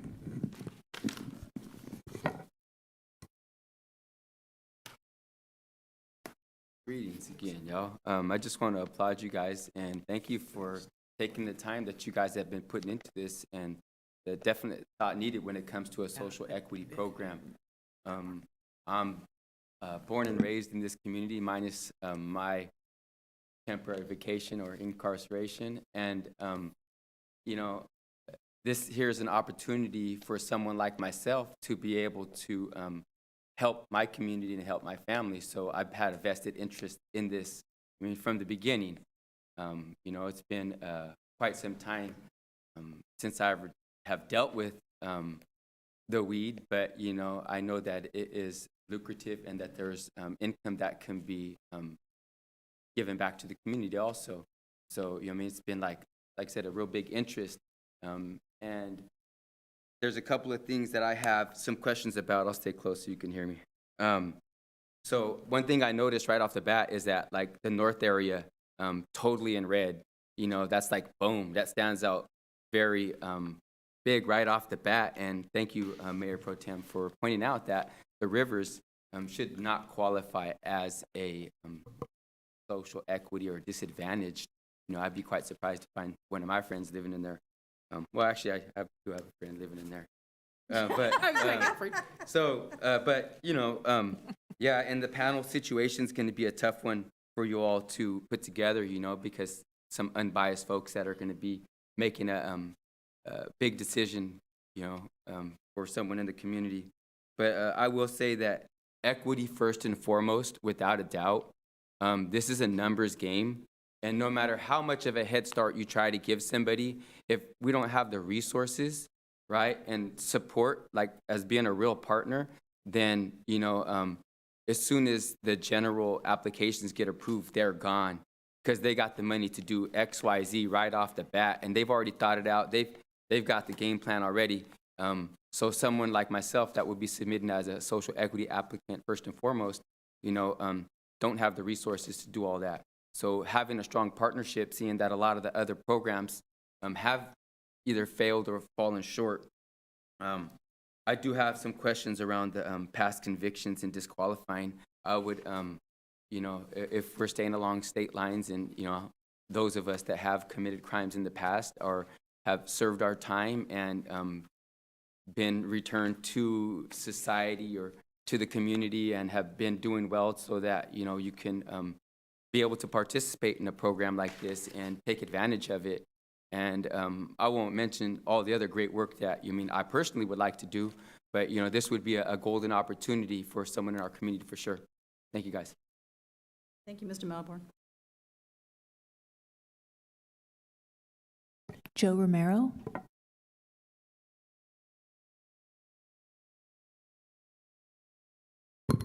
Hi, everybody. Hi, Council, Mayor, Councilwoman. My name is Joe Romero. I'm going to be seeing you here quite a bit about this issue, about the equity. We're in support of it. Just the timing-wise, if you let one group go first, then there's a semi-monopoly on the market. And for other groups that you're going to be allowing to apply to come in, there'll be a disadvantage for businesses, you know. But obviously, if that's your decision, prerogative to make it equity first, if you're going to get in business as a city in cannabis, you know, we're looking to be partners for the community, to donate to the nonprofits, to the Little League, to the different groups around the city, and not that that's going to hold back us doing that, but it's just going to hold back when the doors can open. And just, you know, looking to partnerships with like the Chamber of Commerce, creating, you know, 30 jobs per location. So you're looking at holding back, you know, of 100 or so jobs. And then we're looking to have job fairs too. So creating stable jobs within the community, and then also having locations that are vacant right now. And so we're looking forward to applying. So thank you so much. Thank you, Mr. Romero. We have no additional requests to speak on this item. Thank you, Madam Clerk. Closing the public comment, bringing it back to council, and we are at number 1, David. There you are. So number 1. Yes, you may go. You go, Councilman. So there's a couple things we heard, not only during public comment, that just came up for me as we were talking as well. And so I don't know about you all, my colleagues, but I certainly have been contacted by individuals and by organizations that have already found spaces. And and also may be leasing those spaces right now. And so I think where I struggle a little bit when we're talking about equity and when we think about, disadvantaging those who potentially would be going after the general licenses, I actually don't think it's a disadvantage. That's actually exactly my point, which is that you have communities that have not had access to resources. That is literally the whole purpose of our program, is to hopefully give them a leg up, because right now they're starting so far behind. So I really do want to highlight that, even in just relationships with chambers of commerce, which I think is amazing. And as someone who is a part of a chamber of commerce, several actually, I think that's great. And those are the things you should do. But those who have actually not had businesses, right, or had those experiences wouldn't be involved in that way. And that is what we are trying to do here, is support communities that have historically not had access to these resources. And I really think that's important to note. Since we heard the list, I would be in support of a panel, particularly because I heard that it would not be differential from the other option that was given. I would also be in support of focusing on West Sac, and so maybe that having a higher weight. I know we can't guarantee that we're going to get an applicant from West Sac, but if we do, somehow putting in that score that if they're West Sac, potentially there's a bit of a higher weight. And then similar to my colleague and what we heard from public comment, I do have friends that live in the rivers. I don't think of that community as disadvantaged. I will continue to say I never saw a saltwater pool until I went behind the gates. And so amazing back there. It's amazing. I too would love, right? But not disadvantaged. And so I just think that's really important to note as well. That's where that and or is very important. That those Yes. two words, very So important. keep it, so I think what you're suggesting is an and. And.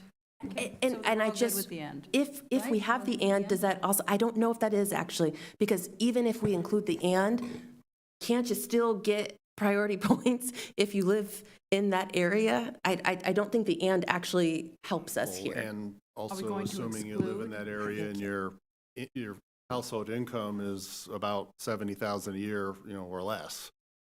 Got it. So the and, yeah. Why the and is important. Yes. Correct. Yes. Yeah, that's- As opposed to HOA fees right one or there. the other. So they could also be renting from a low, they could be renting in that area and. Wait, behind the gates? We do have renters. Yeah. How much is your rent? I mean, they could be I like don't know, five I don't rent people out. pulling their money together, and. Yes, you could have. I don't know. I Don't want to turning off the mic. assume that everybody there's rich and. It's independent. multi-million-dollar homes. Yeah, that's why we wanted to bring that nuance up tonight, because that, those disadvantaged community maps are very important, but they're broad. May I ask on that subject real quick? So we're saying the and is you must be in the red and meet that AMI. Yes. I believe there are other neighborhoods in West Sacramento. There are rental communities, there are smaller communities that I believe folks who live there would consider them to be disadvantaged. And we, I'm not talking about, I'm thinking of, we talked about some of the Savannah apartments, and then what about Touchstone Place? Those are all rentals. What about areas of Arlington Oaks? We've just completely cut out half of a city who have opportunities. I would agree. I don't know. I want to make sure that we're not missing folks based on what, the state has said. So should we make it citywide? Is that what you're recommending? I have learned that when it comes to equity, best intentions, sometimes you do worse. So I want to have a conversation because I don't know the answer. But that's what I'm thinking of, knowing West Sacramento, that we're missing, I feel like we're missing half of a community. I appreciate you saying that. I mean, in my district alone, there are low-income apartments in my district. And so you're absolutely right. What that criteria might be, I'm unsure, but certainly there are swaths of communities throughout West Sac, including in Southport. I know we don't tend to think that. Similar to how potentially I was not thinking behind the rivers, Mayor, those multi-million-dollar homes, you could have someone. And so I agree. It's something to at least note. Could we take all of West Sacramento? Would the council be comfortable with that? In what manner would, in that, because I provided to help inform in this, one of the attachments I provided, it does show the median household income, for the whole city, and it's variable. You're right, there are some areas of Southport that are relatively affluent and some not so much, and then same thing in the north area. When you start to break it down more finely, geographically, because these are on census blocks rather than tracts. So, once you peel Could we do census blocks? I mean, is that something that you'd feel comfortable doing? So rather than the huge swaths, would that maybe get at least a little bit more granular and potentially, and then you'd look across West Sac? Is that possible? Well, the census block is a geographic, unit, but it's still going to come down to the individuals residing in that block, Okay. whether or not they are particularly affluent or not. So even the blocks are, somewhat broad, but they're at least a little less broad than the whole census tract. I would be supportive citywide, just to kind of. Yeah, just to move the conversation along also. Yes, that's right. So then, just to be clear, if the consensus, the will of the council is to only look at household income Yes. of 80% or below? 80%. Right.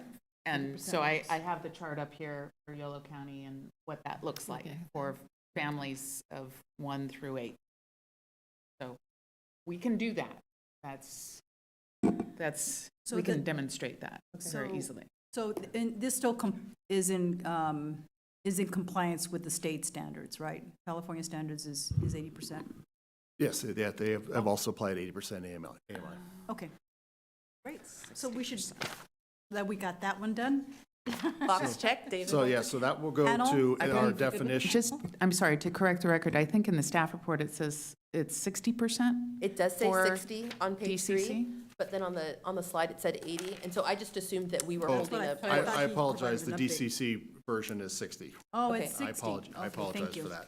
Would we be going 60 or would we be going on the slide 80? Just to make sure we know. Will what of the we're- council, but we are suggesting 80. 80's good. Oh, but we need to hear from my colleague. I just want to make sure we're in compliance with the states. Well, remember, the state will accept whatever the decide? local government defines itself as an equity. Then, So if this- that's the case, then I'm fine with it. They could apply for state grants. Yes, under our umbrella. Yeah, Okay, if they have an equity designation at the local level, then Okay. state will recognize that and whatever people may be eligible for. So that would get to actually what we mean by the definition of equity, in that it would be a party in West Sacramento, 80% of AMI or less. If I want to make sure I'm hearing that. Is that going to be a problem for you all? Isn't it? So I Yes. guess that gets to perhaps another question is our equity applicant only going to be somebody from West Sacramento? What I heard was a suggestion that there be a weighting factor, that if there is an applicant with an address that can be demonstrated in West Sacramento, then we could add a weighting factor of, say, 5% of the total that would then give them more benefits and a higher scoring than those that would not be living. Is that what I'm hearing? That's what I suggested. I don't know how my colleagues feel about that, though. That's fine. I mean, it's Okay. our money, so ideally, West Sac. Everybody okay with West that? Sac. I would like to see this go to somebody living in West Sacramento. I mean, it's not necessarily locking that down, but they're giving a weighted factor. I mean, Yeah. And that's only because we can't actually make someone from West Sac apply, right? That'll be a Right. good applicant, and so. Mm-hmm. Well, and it's consistent with our prior policies with Measure E and some of the investments we've made in our addressing homelessness in our city. You know, we want to make sure that our investment stays local. Mhm. And so this is an exclusive, but it's a weighted priority point, I'd imagine. It could help. Are you good with it, Mayor Pro Tem? Yeah. No, that's Great. fine. What else do you need as far as So I think you have the panel that everybody, I think, is supportive of.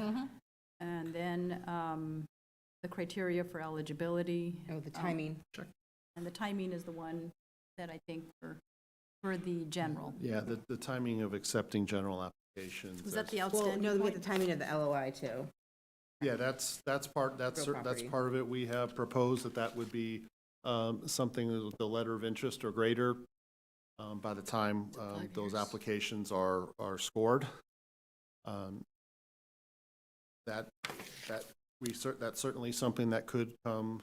So the timing of the LOI could be part of the criteria for opening up the general? Well, we need the real property interests ultimately for the council to be able to approve a development agreement with any of these applicants. It's a matter of at what stage what will be a relatively long process from beginning to end. If someone has to have, the earlier someone has to have real property interest. More costly. Yeah, they are likely expending funds, capital along the way with still no guarantee that they'll get their doors open. So this is one where it's kind of where the council's risk tolerance is. We have to have it certainly before a development agreement is approved. It's a matter of how far deeply do you want someone to go without demonstrating that they do have that bona fide real property interest. If they don't have it, or officially once you bang the gavel at second reading is when they absolutely have to have it. We are recommending they have it somewhat earlier than that to make sure that these individuals, be the equity or general, are bona fide. On this one, I know staff has worked really hard to try to create less money being spent to make this happen. And so I'll support staff's recommendation of a LOI as recommended. And just to be clear, the recommendation is that in order for it to be reviewed by the panel, they would need to have the letter of intent.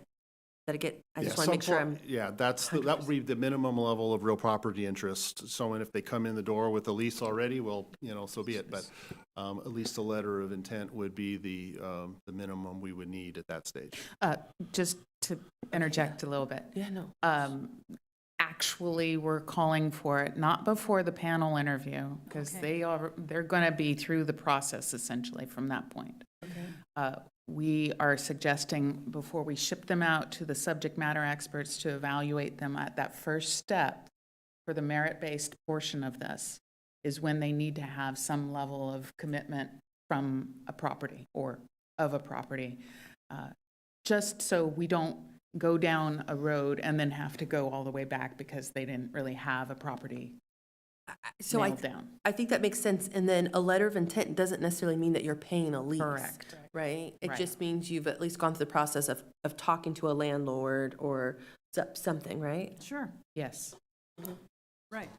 I feel like that's probably one of the about as far as we can maybe stretch without getting too risky in terms of, as my director Al said, we don't want to go all the way down this and be here and then all of a sudden find out it's not real and then all that's for nothing. Yes.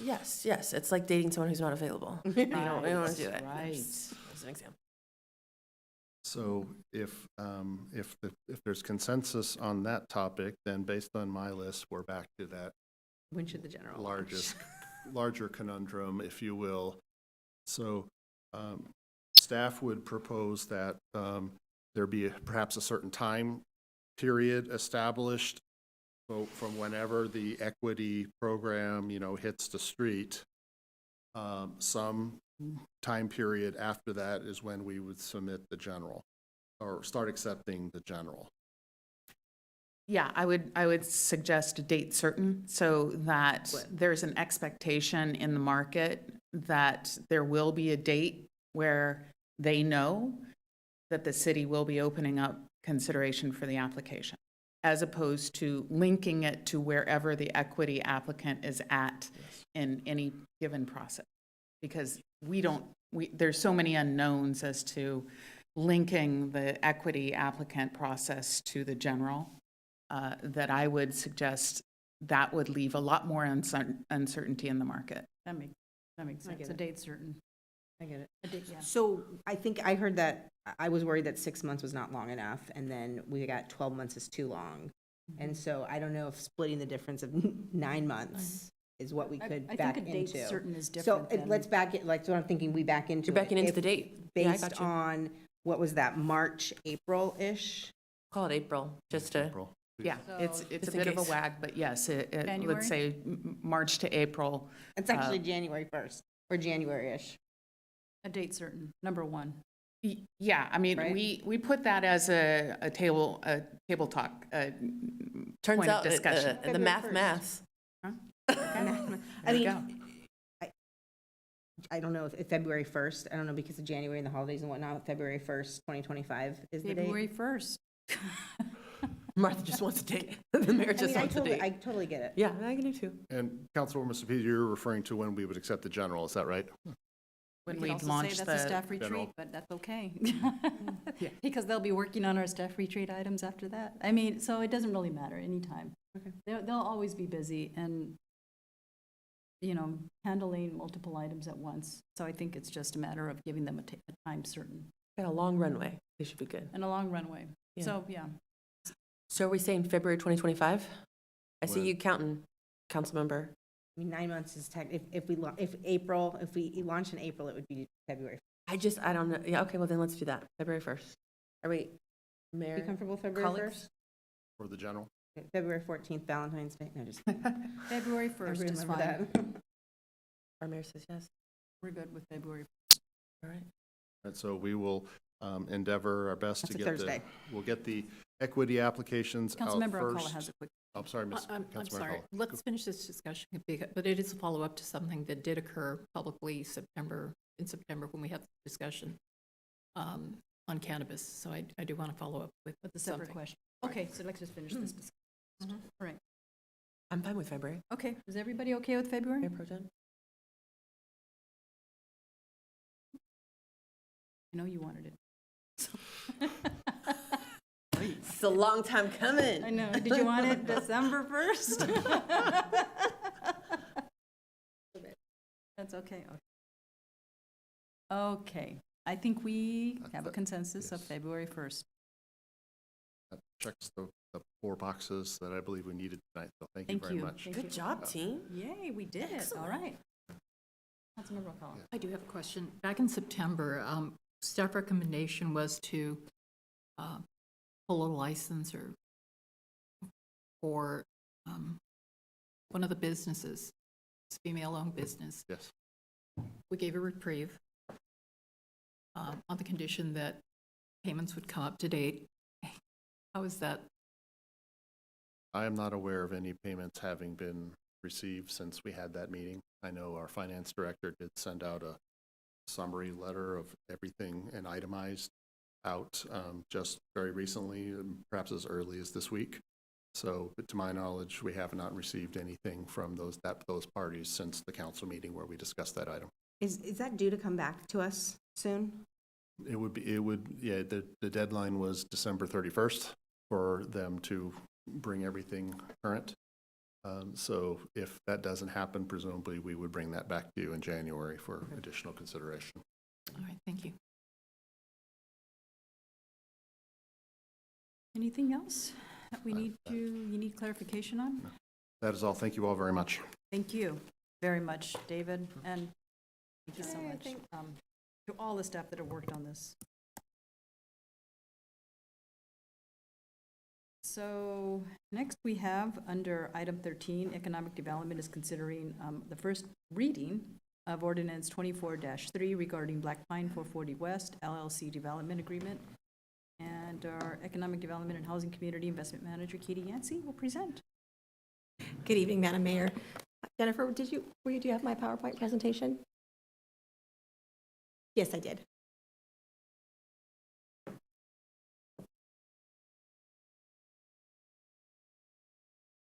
I will be brief with my comments and open it up for any questions. You just click open, yeah. I must have Made an edit to it. My apologies. Good evening. Again, as I was saying, thank you, Madam Mayor and council members. I have a brief presentation on the Black Pine 440 West Development Agreement for this evening. This project has come before the council previous times for consideration, and tonight's, we hope, is the last item in this very long entitlement process that we have been undertaking. And I also am happy to share that the developer is here this evening if there's any questions about the project. But these renderings that you see here, I received from the developer, and they're sharing them. We've also been able to share them with Comstocks recently to do an advertisement for West Sacramento, and this is the project that we're advertising. They have their models under construction right now, so we thought that was a really good timing to bring that all together. Very good. So And they're more than welcome to speak if they'd like. Thank you. So this is a very nice rendering that shows the project. It's located on 6th Street at the intersection around E, west of 5th Street. It's a large parcel that just recently went through the subdivision process that's bound by the railroad tracks to the north. It's 106 market rate townhomes that are being proposed. And the project, what's unique about this project is Washington is primarily a for rental community. There's a lot of rental units that are around this particular site, and this would add 106 for sale units into the Washington district. The Washington Realized District did, the Washington Realized document, which was approved by the City Council in 2015, did do an analysis of the housing market and the housing stock in the Washington district, and it did recommend that many efforts be taken to encourage for sale homes in Washington. So this is one of our larger projects that have come forward that are for sale since that those findings were made in 2015. Just want to walk you through a couple of really key terms that are in this development agreement. The first is how long this development agreement's for. It's actually fairly short. I've seen much longer development agreements, 17 years. This one's 5 years with 2 one-year extensions that have to be mutually agreed upon in writing. And those 2-year extensions are primarily because of the developer's conversations with PG&E. There have been some difficulties in getting PG&E commitment the time frame to get the electrification that they need to the unit, so we added that 2-year provision. But given the terms that we negotiated in the development agreement, we believe that the developer is committed to delivering in that very short time frame of 5 years. We would be vesting the developer in the current impact fee program that we have in Washington, which does include those significant reductions for the full period of the development agreement.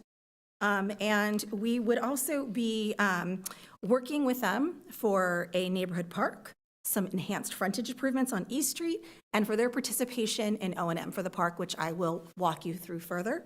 But before I do that, I just wanted to remind this council that this development is grounded in a lot of entitlements work that had happened prior to me coming to you tonight.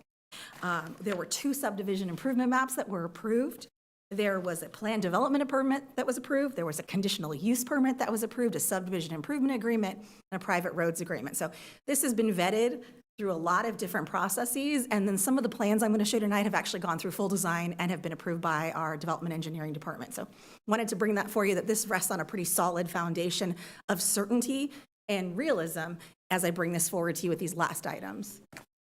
So these are the civil plans for the neighborhood park. The neighborhood park is identified in both Washington Realized and the 2018 Parks and Open Space Master Plan. It's called Heritage Green Park. It would be the first neighborhood serving park that we would have in Washington. When Washington Realized was brought forward to the community, we went through a series of workshops and seminars, and the thing we heard repeatedly from the residents of Washington at the time is, I have nowhere to go for a park that's not the Riverwalk. I don't have a tot lot to go to. I don't have a park bench that I can go sit on and hang out with my neighbors and watch my kids run around. And so we identified a neighborhood park as one of the very first things that we tried to accomplish with Washington Realized. The first was the extension of the trail, and a neighborhood park was the second. So this development agreement will facilitate that. This park is not included in any of those other entitlement processes. It was negotiated as a part of this development agreement. It is a 0.43 acre neighborhood park. It's located on the corner of 6th and E, and it would be constructed within 24 months of the approval of this development agreement. We have pre-negotiated the acquisition cost. That acquisition cost is within the CIP that has already been approved by the City Council for this park. And the improvements have also been negotiated, and those improvements are also within the CIP. So there are no budgetary impacts except for the capital improvement ones that have already been approved in previous budget actions. We will also have money left over in that capital improvement budget for the public art piece, which is going to be located at the corner, at the south east corner, as shown in this diagram. Pretty tidy little bit of information there. We're looking at having a play structure, one of our first play structures that will happen in the Washington neighborhood. It will be shaded. This is one of the main improvements that will be contemplated with the park. And I have renderings to show you what it'll look like. So this is the neighborhood park that would happen. This is Heritage Greens Park that's contemplated. And I think this is a pretty true rendering of those civil plans that I mentioned have already been approved by our development department, or community development department. This is a nice aerial view that shows you that play structure. It's missing the shade structure, but I think that's intentional so you can see what the shade structure, what the play structure looks like. It would be blocked by a shade structure, but the shade structure is included in the drawings. And just so you can get a closer sense of what the community would be like. So this is a public park that's accessible. There is some limited parking that's adjacent to it that would allow it, but this is meant to be walkable and bikeable by the community that lives nearby. So, in addition to that public improvement, the developer has also agreed to commit themselves through the subdivision improvement agreement on this commitment that we would enter into a development agreement to put enhanced frontage in. This enhanced frontage is not required because the current specific plan has not been updated. So the old standards do not include the wrought iron fencing, the setback frontage, the improved enhancements that we saw with the improvements that we put in with the Washington infrastructure project in 2018, which is reflective of the recommendations that are in Washington realized. But those have not been fully codified. This developer, in anticipation of this development agreement, said, you can make that the standard that I adhere to, and said, as long as we can discuss a reimbursement. We came to terms on that reimbursement as well, and that is reflected in this development agreement. That money has also already been appropriated. That money is coming out of the Development Assistance Trust Fund that was approved a couple of years ago, and we have set aside that money in that trust fund. And that is consistent with the purposes of that trust fund, which is to assist developers in achieving the offsites that are necessary to improve the public realm to the standard that the city is looking for. And this is what that enhanced frontage is going to look like. And this is in front of the park, so you can see there is a separated sidewalk. There's lots of landscaping. That landscaping has this beautiful fencing around it, so we're extending that high quality frontage improvements. And we're reimbursing them to the tune of $144,000 for these extra improvements that we're going to be getting. And then I would also like to remind this council that this developer has also agreed to commit to participating in the formation of a CFD for the maintenance of the park area. And they have committed to doing that. They will commit to do that with this development agreement. And Roberta had to leave, but she and I were just having a chat before she left. And she assured me that that is a project I'm already working on. And if this is something that the council approves, I will be taking the lead on it to ensure to the developer that that will happen in the appropriate time frame. The park has to be constructed in 24 months, but in reality, that means the park has to be finished in about 18 months because there's a 6-month warranty period before final inspection can occur, and then we can exercise our option. I'd also like to add that this developer has given us the option for the full 7 years to buy this land, and in the event that something goes wrong, the developer is unable to deliver the park in that time frame, sells the property, there's a foreclosure, I'm sure that won't happen, but to hedge all of our bets, this option runs with the land. So we can always exercise it in the event that something goes wrong after 24 months. So I just want to let the council know that so far we are covering all of the budgetary actions that'll have the implications of this development agreement, and we are ensuring that if something does go sideways, that the city can deliver this park to the community, and it'll just use its own CIP funds to do so. And then let's see, do I have any other renderings for you tonight? I think that concludes my presentation. I'm happy to accept any questions that you have. This was supposed to be a public hearing, but it was misnoticed. So what I'm going to be asking you to do is waive the first reading of the ordinance, and then just please inform the public that the public hearing will actually occur on January 17th with the second reading, which is fine. It's totally appropriate. It's just a little outside of the normal realm of how we do things. Is that correct? Then that concludes my request to this council. Thank you so much for your time and attention. Thank you, Katie, for that great presentation, and I'll bring it back to council for questions. Yes, go ahead. January Councilmember O'Connell. 17th, public hearing. How are we getting those notices out to the community? They've already gone out. David Tilley sent them out. It was just an error that happened with the newspaper noticing, but the notices have already gone out. Is that correct, Mr. Tilley? Yeah. Thank you. No other questions? No comment. No question, just comment. Sure, go ahead. Yeah, Katie, thank you for this phenomenal presentation. All my questions were answered. Thank you. I think, when this came, first of all, I'm very excited to have a Black Pine project in West Sacramento. With my involvement in the Urban Land Institute, we've toured Black Pine projects before, and they're beautiful. They're wonderful additions to communities. My concern was with the public park, and if it was going to be a public park. And seeing this and knowing that the community had input on what this space looked like is phenomenal. And I will tell you, the family that gets to buy the space right here, that you can just walk out the front door and send your kid to a tot lot, is going to be just absolutely incredible. So thank you for all, there's been years of work that have gone into this. So I'm just very excited to see it continue moving forward. Thank you. And also, I agree with Councilmember Sulpicio Hall. I know it's been a while that we've been working on the Washington, specific area in the Washington district, and seeing how we're looking at, the development of the current I Street Bridge, and how this blends in with, the future planning of that area. So I'm just really appreciative that the developers took all of that into consideration, so that it's walkable, walk-friendly and pedestrian-friendly and family-friendly. Because we do see a lot of families now moving into smaller places and renting and needing, a more comfortable place to live. So thank you so much for taking that into consideration. And if there are no comments, I'm opening up for public comment. Madam Clerk, any request to speak? We have no request to speak on this item. Yeah, we can do. Okay, close the public comment, bring it back to council. And so we have our direction that we need to, what did I say before? Is it action to waive? So waive the first reading. So I said consideration of first reading, so we're going to waive the first And reading. read by title and number only. And read by title and numbers. Somebody can. Yeah, early moves. Second. Okay, Madam Clerk, with that, do you have the motion that was approved, which is different than what's here, what's in writing?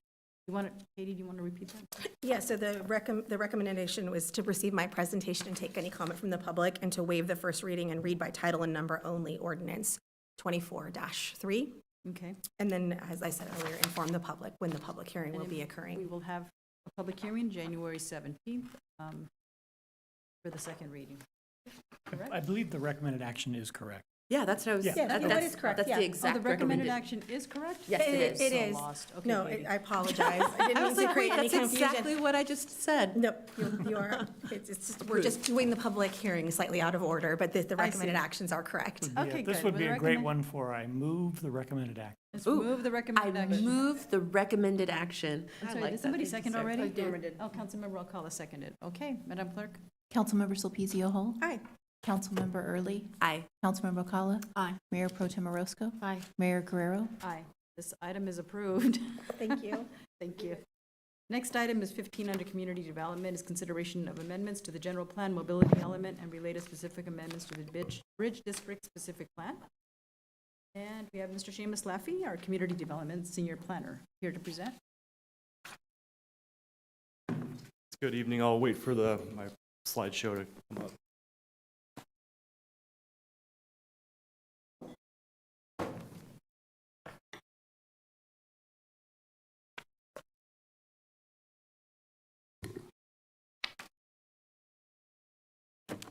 All right, good evening. This item before you tonight considers updates to the mobility element of the general plan. So I'll start off with a quick overview of the general plan. So the general plan is comprehensive, long-term.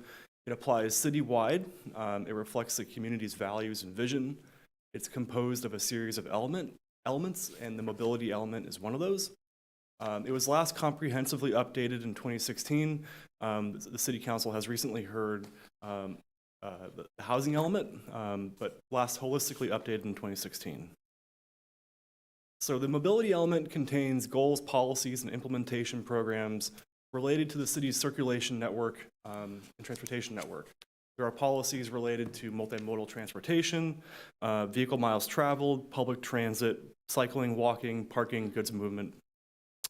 And the goals and policies within the mobility element help to support policies in other elements and help the city meet its air quality and climate goals for reducing greenhouse gas emissions, and also supports travel modes such as walking, cycling, and mass transit.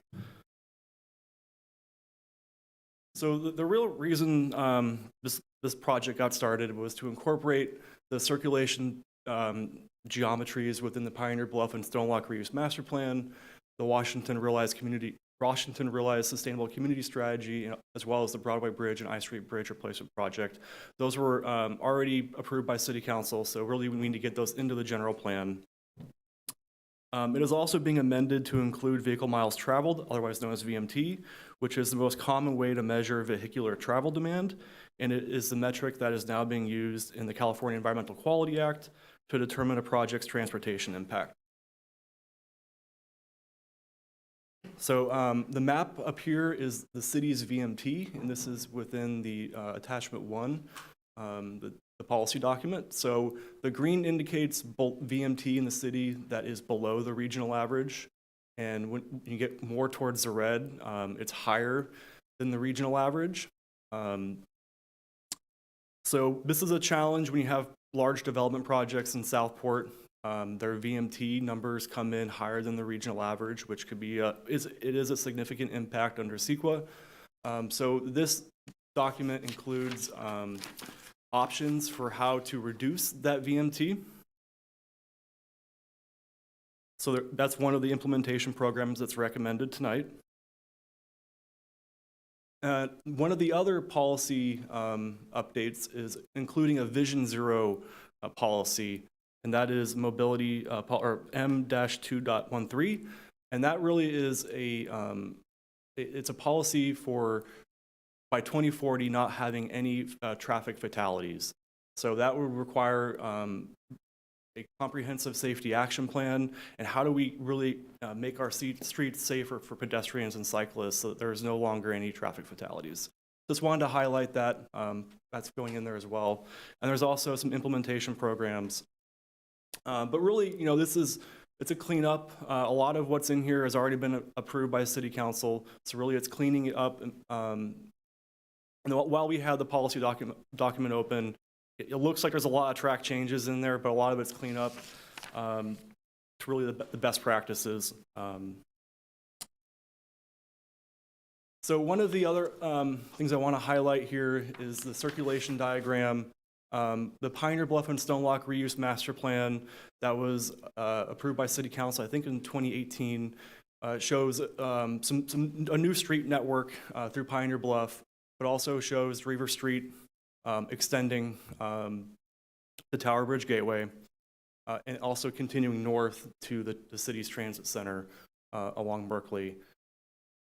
This Drever Street extension really is kind of the spine for alternative, if you're a cyclist or a pedestrian and you don't want to be on a busy Jefferson Boulevard, you can take this up. It's a quieter and lower volume road. But we received public comment at Planning Commission, and we've been working with the Dharma Realm organization. They have an entitlement application in right now for a new temple building. That's being processed, likely to be heard by Planning Commission next year. But they've expressed concerns with having this road shown going over their property. So we made a concession and shows it as a dashed line, not a full line. And we call it an alternative alignment. So the primary alignment is now the El Rancho Court extension. So whenever this would go through, it's not as ideal to have it go through El Rancho Court, because then you can't, if you're going southbound, you can't go all the way. But it is an acknowledgement that it could work, and you get a lot of the benefits for cyclists and pedestrians to access through there. I'll move along. In addition to this general plan update, there are associated updates to the Bridge District specific plan to incorporate those new streets, like Drever Street. So that all of our transportation Exhibits in the Bridge District specific plan are being updated. And it's also shows Delta Lane as a cul-de-sac now. But really, it's just making sure the Bridge District plan is consistent with the general plan, and there's a new cross-section for Draper Street.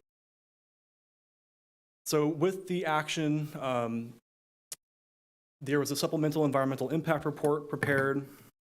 No new impacts were identified. There was a 45-day public comment period back in August. In the first half of September, the city conducted tribal consultation. As part of that, there's a new mitigation measure, TCR 1. I think it's TCR 1. And that's identified in the final environmental impact report as an attachment.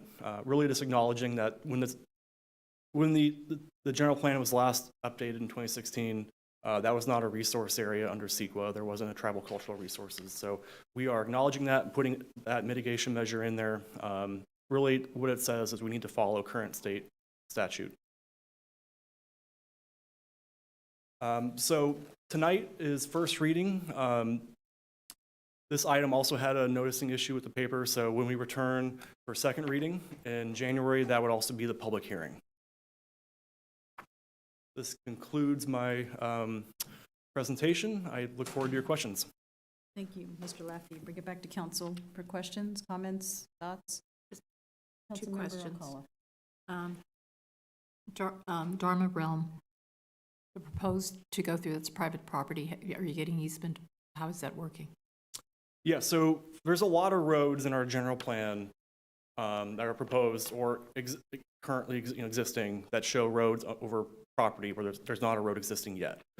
This is a long-range planning document, so if the opportunity arises this decade, the following decade, anything, all the way up to 2040, it would give the city more the ability to get that road, whether it's a development application that has a subdivision, or we could get that right away, or if the city council wanted to pursue eminent domain. But those are really the only options. So unless those are presented, there really isn't a way to get that road over private property.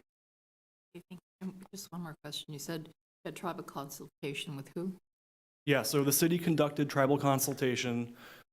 We sent notices out to all the tribes that we were required to by state statute. We consulted with Yochadehe, and there was a tribe, I'm blanking on the tribes, Buena Vista Rancheria, and there was one in Elk Grove. All right, thank you. Wilton Rancheria. Okay, great, thank you.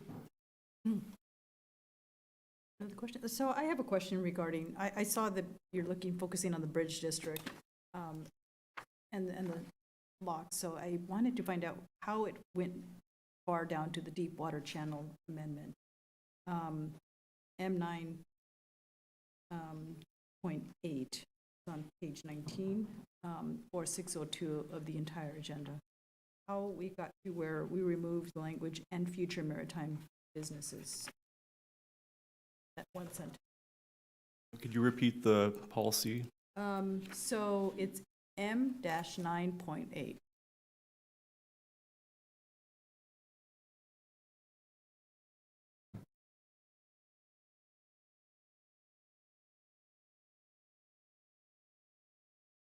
Yes, so as part of this effort, we consulted with the city's city manager's office and the port, and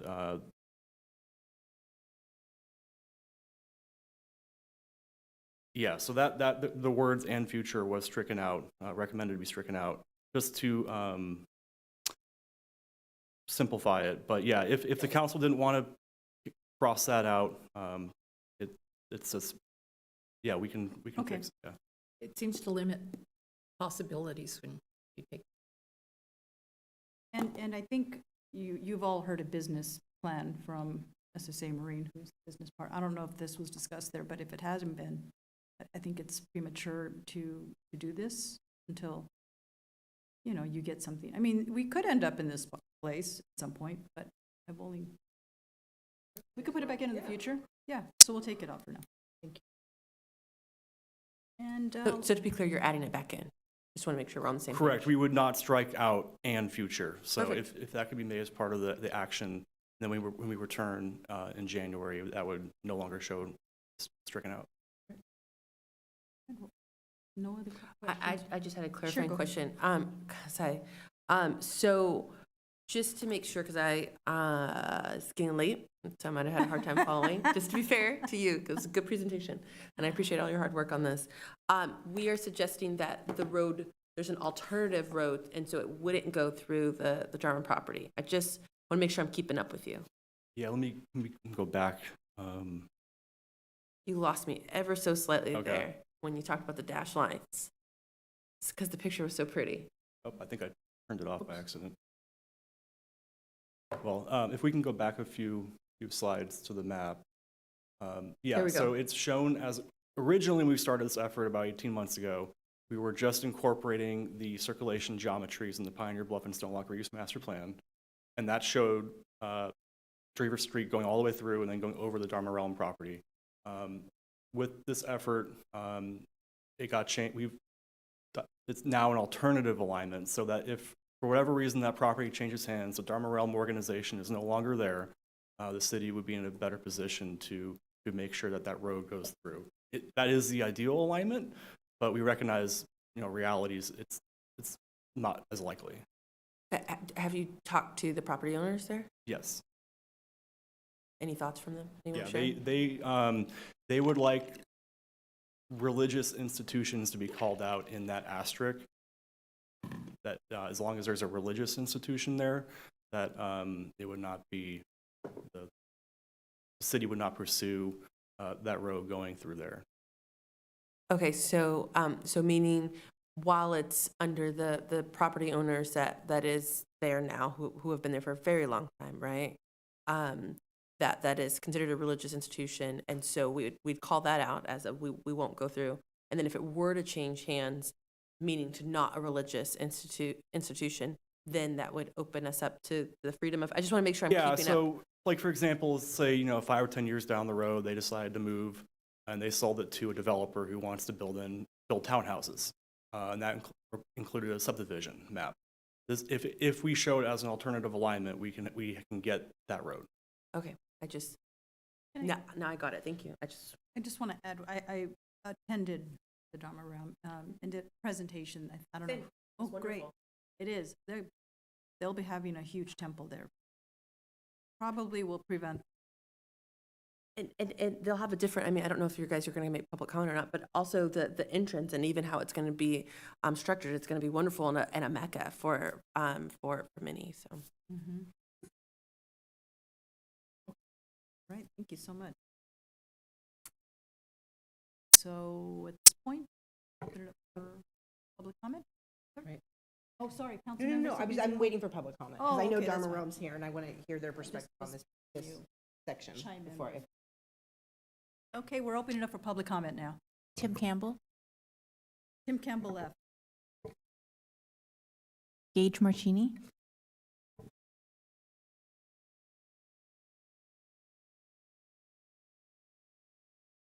Could you pronounce your name again, please?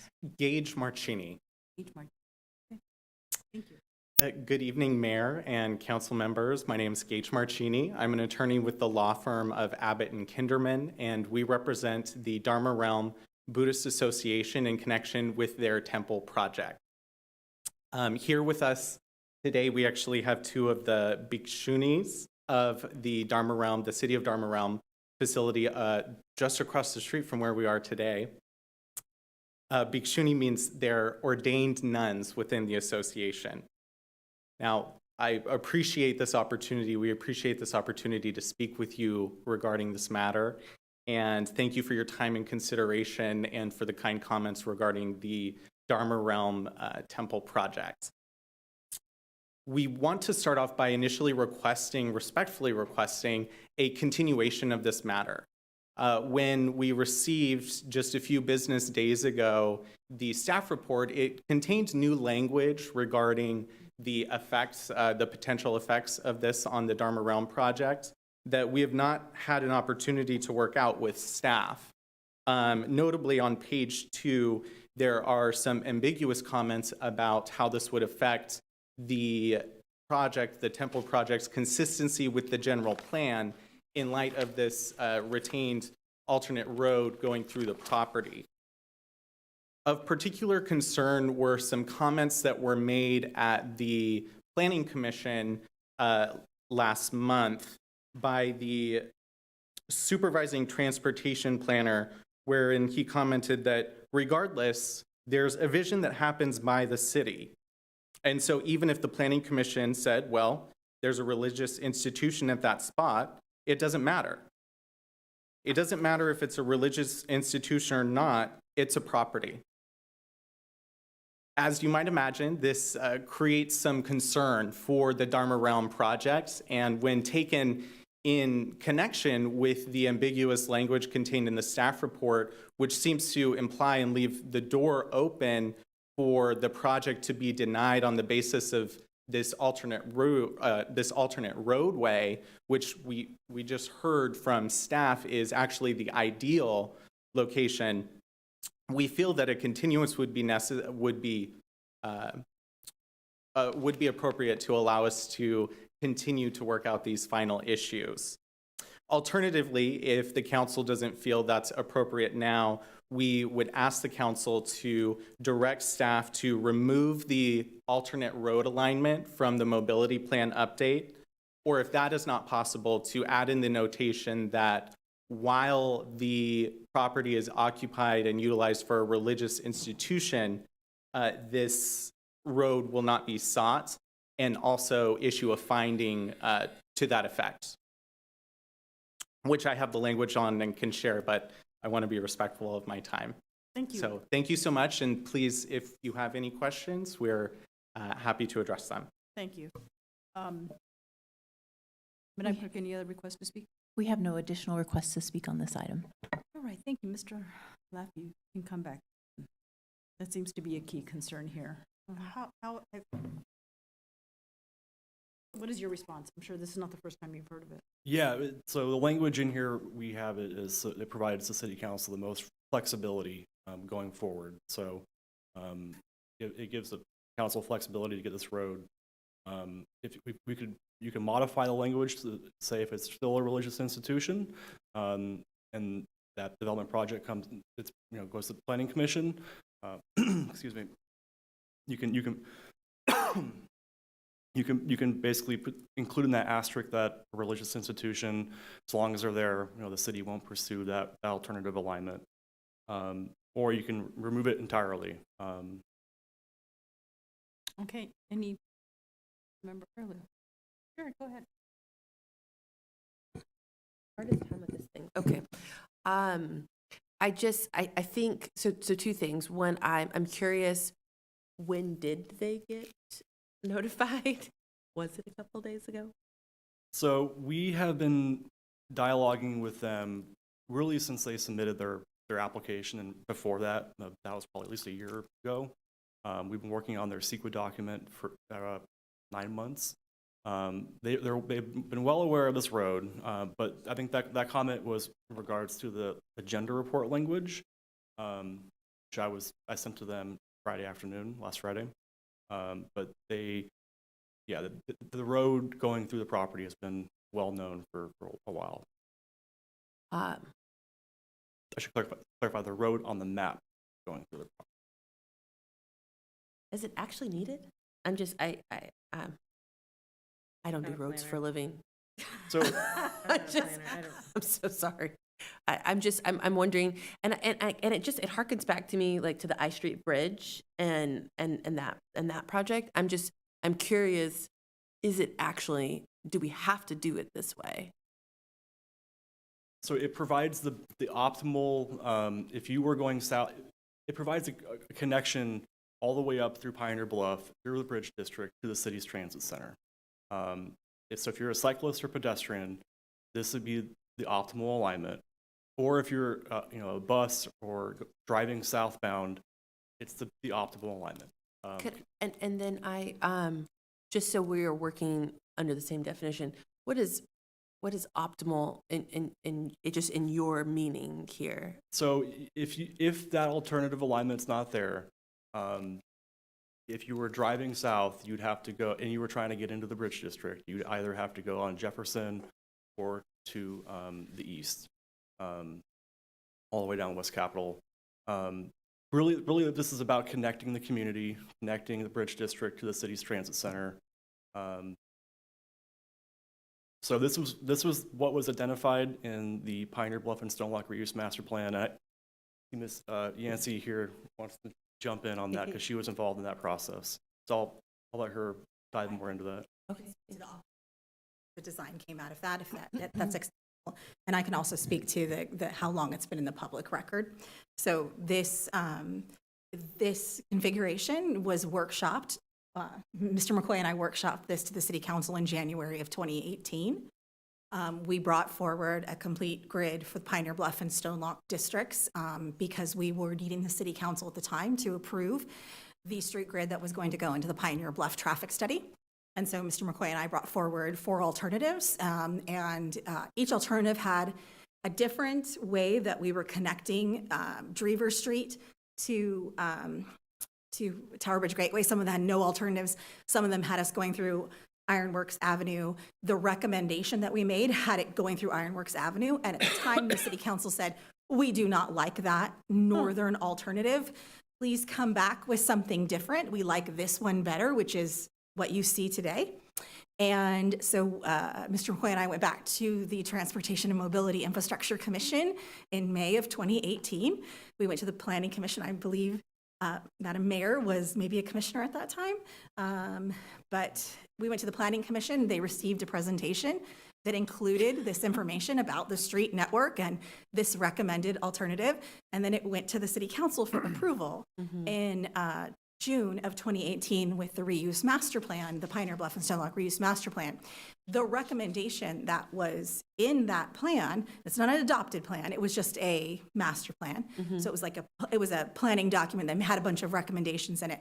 One of those recommendations was to construct this intersection in the near-term horizon to provide for slowing down of traffic, because traffic still comes down very fast as it's coming off of the off-ramp, and to also create better connectivity along the western portion of the Bridge District. I would add that the Bridge District specific plan, which was adopted in 2009, 2010, specifically says in its transportation chapter that more work needs to be done west of 5th Street to improve the circulation. So the Pioneer Bluff Reuse Master Plan street grid, which got started in 2016, was inheriting that direction from the Bridge District specific plan to improve the circulation west of 5th Street. So I wanted to put that into the public record so this council was aware of how that history was presented. And then we also did have a public workshop in the Galleria in May of 2018. We had about 80 attendees of the public, and this was one of the topics that we discussed. And in terms of the optimization, we did have an engineer look at a variety of different alternatives, and because of the different roads that connect there, the slope, the visual clearance, as Seamus said, you could do other alternatives, but the idealized alternative, when you take into consideration optimizing the circulation of traffic, improving pedestrian and bicycle connections to the transit center, and the engineering considerations and cost, it is the preferred alternative from those, when you take into those considerations. I don't mean preferred from the CEQA standpoint, I mean preferred from when you look at the series of considerations that went into the reuse master plan to make that recommendation after we received the direction from the council in January of 2018. So the last time this was taken up or maybe publicly discussed, and I just want to make sure we're really clear, was 2018?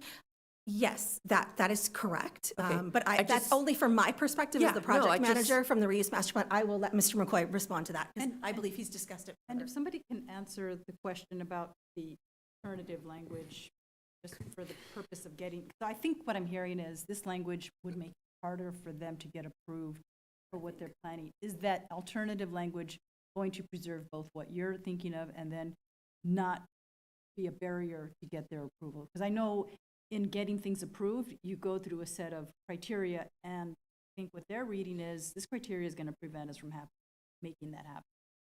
So a couple things to backtrack on. One is that, no, the last time wasn't 2018, only because the traffic analysis for Broadway Bridge relied heavily on the work that Katie Yancey did. And in fact, I think it wound up delaying Broadway Bridge for about 9 months while we actually worked through all that, got all the approvals from the city council before we moved forward with the traffic analysis to complete Broadway Bridge. So all of our exhibits showed consistency across the board through Pioneer Bluff, Broadway Bridge, and this is just another layer of that consistency.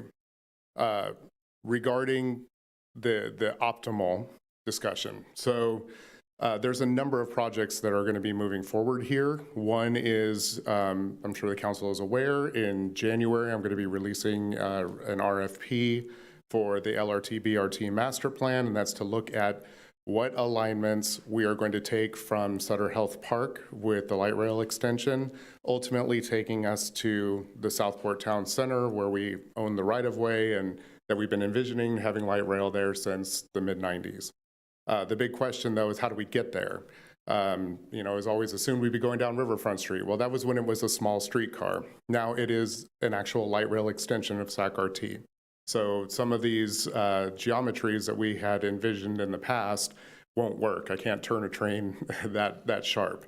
So one of the options that we're looking at is what we had originally engineered for streetcar, and that's going down Tower Bridge Gateway. Ultimately, potentially turning down Draver, which is this new roadway, and then connecting to the existing UP rail corridor. The other alignment is going down 5th Street and then ultimately connecting to the UP rail corridor. Which way do we go? What is the most optimal? We've been talking about this myself with the city council since, oh gosh, for years. We've been bringing this up as a potential that we're going to bring to you, and I've done a white paper, presented it to the city council on potential alignments for LRT, and that's why we have funding to move forward with a future study. This is very important for us to understand what are the traffic operations linked to light rail, linked to our existing transit station, linked to the future Dharma Realm project, which is going to bring a lot of people coming to that project. So optimizing the movement of traffic, the movement of pedestrians to be able to go from our transit center to future light rail potentially in that alignment, all of these things need to be taken into consideration. So that's part of what optimization is. The general plan doesn't look at that. We don't look at, well, how many trips are going through this intersection? How are people getting from here to here? General plan doesn't get that close, that discrete. That only happens through project level analysis. So through Dharma Realms project, we're going to look at, well, how many trips is this project going to bring? How are people going to get there? How are buses going to get there? How are they going to get out? How are the fire trucks going to get in and out of there? The same thing for what's happening to the south with the vacant property there. We don't know, what potential project is going to be in that location. It could be very dense. It could be less dense. We don't know. That's only going to happen once we see a project. On Driver Street? That's correct. Oh, yeah. So the reason why we want to have this dashed line through here is because we don't know if with the Dharma Realms project, the light rail project, future projects to the south, what that's going to do with traffic operations. Now, right now, we've got El Rancho Court that could potentially be punched through. It's a very narrow street. It would be offset by about 300 feet from this intersection, which would be a larger intersection. So you'd have a lot of people doing dogleg movements, which is not optimal. So another project that we're working on that we've already submitted a grant for is reconnecting communities. And that's looking at the spaghetti straps of freeways that are going through, that used to be the State Highway 275 to Tower Bridge, and looking at how do we reconnect the community. We have a disadvantaged community on one side, and we have an advantaged community on the other because this freeway cut the city in half, and now we've got, these divided areas. That's why the property of the south hasn't developed, because its access is terrible. So we're trying to find a way to optimize everything in this area to make it easy for people to move around, to connect people from disadvantaged communities to advantaged places and shopping and places to go and parks. And understanding that a key to that is vehicular movement too. So all of these things have to be taken into consideration, and that's why we're here. That's why, Kitty Yancey, myself, Seamus, we're all working together trying to optimize this as best we can. Because we understand the sensitivity with this property, but knowing that it's very important that we optimize this, we are proposing a dashed line which says, hey, we know you have a project moving forward. In the future, we may need to have this road going through. It could be sooner than later. And going back to a comment that I made, I'm not a religious man. I didn't put a religious label on this property because when I'm looking at it, I'm not looking at what religion is here. I'm looking at traffic optimization and pedestrian movement and connectivity. So that was my statement, is that... Can you also mention what it was before? Sorry, could you clarify what was? What the city of the realm was before? It was a hotel. It was actually where Frank Sinatra used to sing back in the 1950s, I believe. It was the hotel back in the day before Sacramento was really developing. It was a hot spot. So that hotel eventually became the Dharma Realm. The problem is the freeways came through, it cut everything in half, and so we're disconnected. And my goal is to reconnect everybody, get everybody back together, and bring the community back together in the best way possible. Thank you for one word of the day, optimization. But thank you seriously for sharing that. I don't want to take up any more time. Okay. I know, I'm just concerned, when I'm hearing this, you're right, it'd be perfect to go through there. Then I keep thinking litigation, money, time, maybe spending on that, as opposed to maybe taking the El Rancho Court extension, getting it done, rather than be tied up in years and years of litigation. So that's just what's running through my mind. I think the important thing is what Seamus said earlier, is that a general plan looks at a high-level vision of what we want the city to be by 2040. And of course, every 10 years we do this again. There's a lot of lines on the map that don't necessarily happen. However, there are lines on the map that do happen. And so, it's something that it's going to be up to the city council to understand that the reason why the staff is pursuing this was because it was approved back by the city council back in 2018 to go in this direction. I think even our stormwater master plan has that road going through, and on the southwest part of it, there's a detention basin, a drainage, because that's always been envisioned that this is the direction that we're going. If the council chooses to go a different direction, we can definitely punch out El Rancho Court, and we could have this other street here, and then we just got to figure out how do we make people get around where they need to get around. And I think that's just kind of where we are today. So the only question I have just on this then is what happens if we say, hey, let's kick it out just a little bit longer so you have time to actually maybe go back and talk to Dharma World, since that it sounds like would be the preferred route, and potentially you would be taking some of their property, because it sounds like the last time a real conversation might have happened was in 2018. Is that fair? No, there No, have it been actually- conversations. No, You guys have been talking. We've been talking nonstop, yes. All right. Yeah. Their temple idea, no, there's no more public comment. Their temple idea came in after, as far as building of the. If I Well, can, Before. Yeah. if I can remind, the public hearing is yet to be held. The public hearing will be held in January. Okay. So because of the way the noticing was done. That's right, we got a public hearing in January. Okay, The so noticing. is it a moot point then? But the point I will make is that Okay, well, if get up it. changes are made at the time of that public hearing, then you'll have to go back and have second reading again That's fine. of the ordinance. The alternative is if the council has a sense of what they want the outcome to be and can provide sufficient direction, we may not need to restart it. We may be able to make some minor changes to the text. I don't know what the council's pleasure is on that, but. Thank you. So let's pretend that this wasn't a religious institution and this was somebody's home, because it actually is someone's home. And I have concerns with moving this forward as is now, hearing from the people who live here, feeling like there's still something that needs to be worked out. And so I'm not comfortable as of now moving this forward, because it seems like we're missing a conversation. And I feel like I need more time on this one.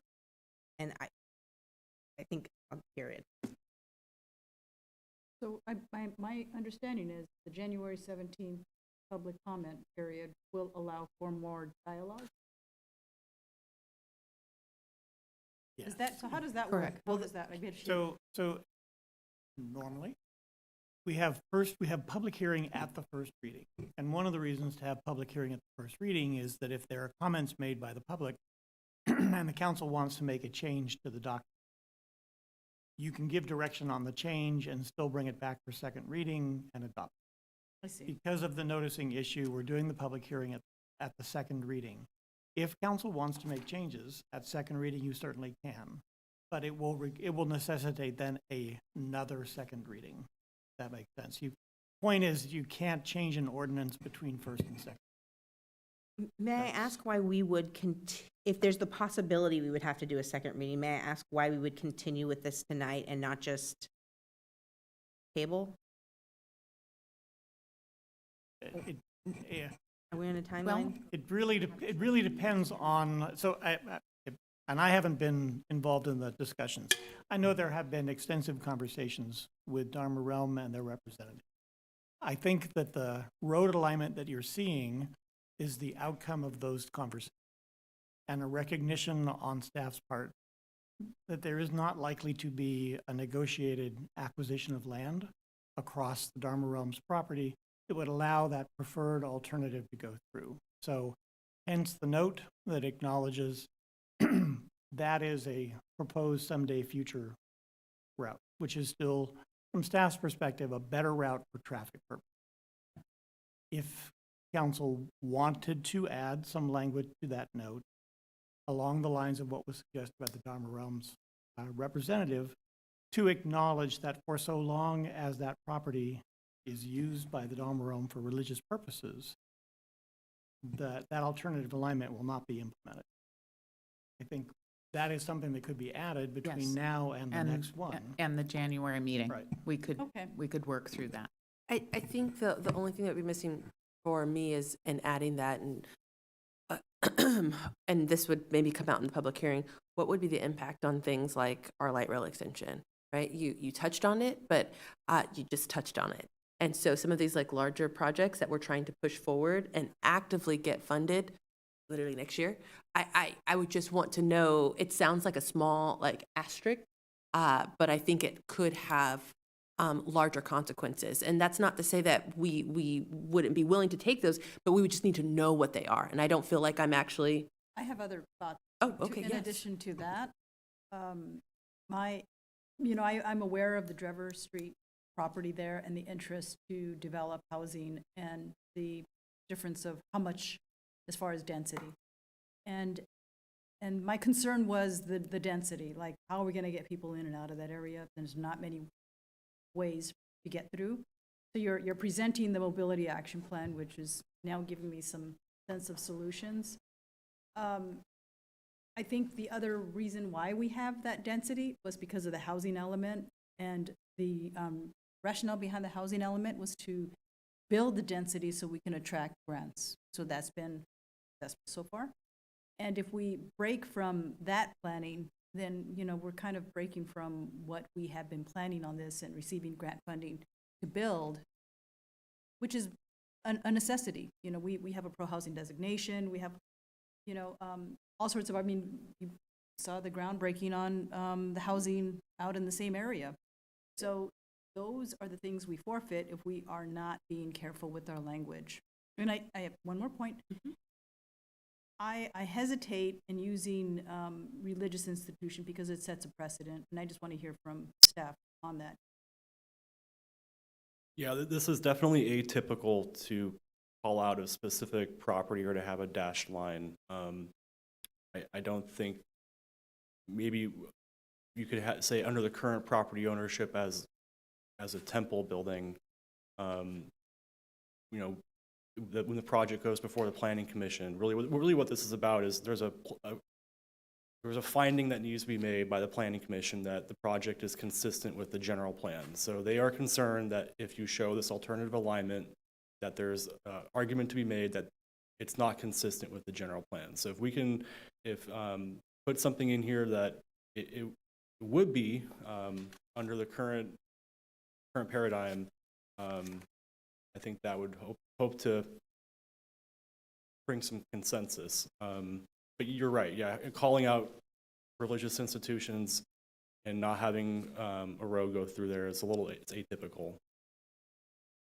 And just and you're right, it is atypical. However, you do have to be mindful of state and federal law, including a federal law that does grant some preferences to religious institutions. The law is called RLUIPA, Religious Land Use and Institutionalized Persons Act. Yeah. So the reality is they may have, or at least they have an argument that they have, greater rights as a religious use than they would have as simply any other commercial. I'm not conceding the point, I'm just saying the point exists. So that is a reason to call that specifically out, so that in the hypothetical, if 20 years from now, the Dharma realm decided that they wanted to move to a different location and sold this for a residential development, we would not find ourselves hamstrung by this language. I think where this gets me is, at least in my mind, light rail is going to be here before 20 years. And so I that's the only part that maybe I'm disconnected on. What is the impact on all of these other projects? So my understanding is the light rail alignment does not extend north of Tower Bridge Gateway. That's correct. Okay, so in this case, it would not impact the city of Dharma Realm property at all, correct?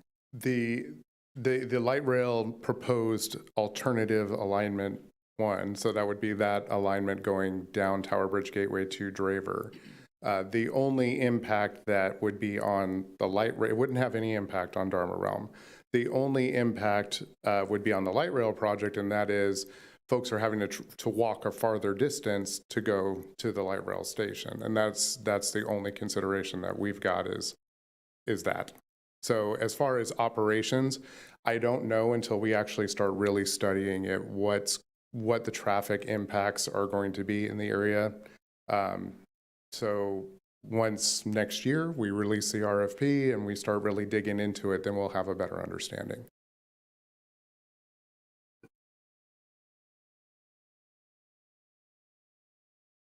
So yes, we need to give you some guide. We either accept what we have right here, or we give you some recommendations on alternative language. Is that the discussion here at this point? And we heard I honestly wish I would have received something in writing from the speaker who represented the Dharma realm, because that would have helped me, but I don't have that. If you can talk a little bit about that and what helps them, and how much of that do we need to establish a compromise?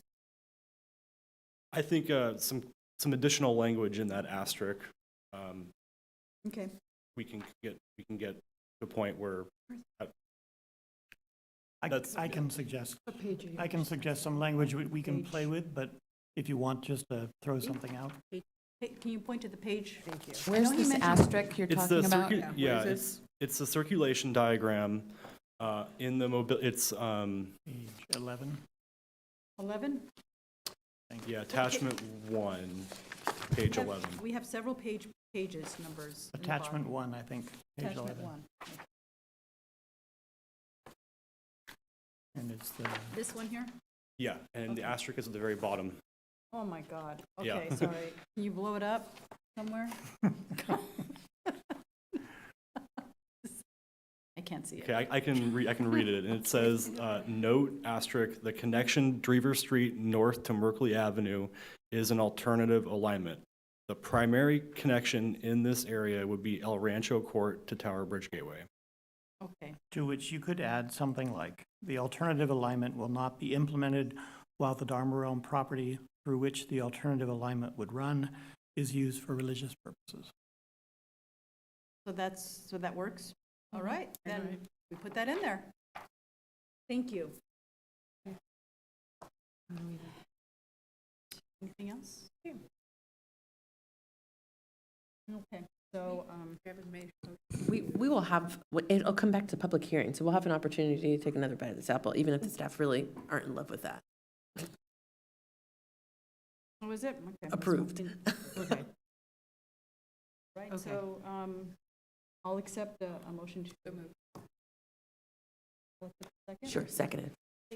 Councilmember Alcala moved and Councilmember Early seconded. Madam Clerk, please call with the amendment, please call the vote. As amended. As amended. Councilmember Sulpicio Hull? Aye. Councilmember Early? Aye. Councilmember Alcala? Aye. Mayor Pro Tem Orozco? Mayor Guerrero? Aye. Thank you, everybody.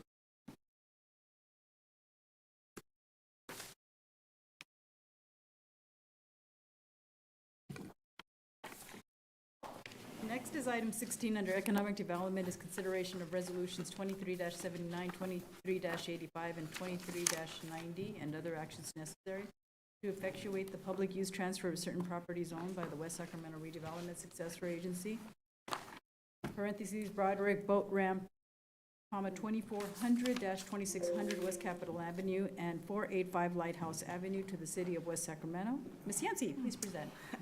Hello again. Thank you. I will attempt to be even briefer than my last presentation.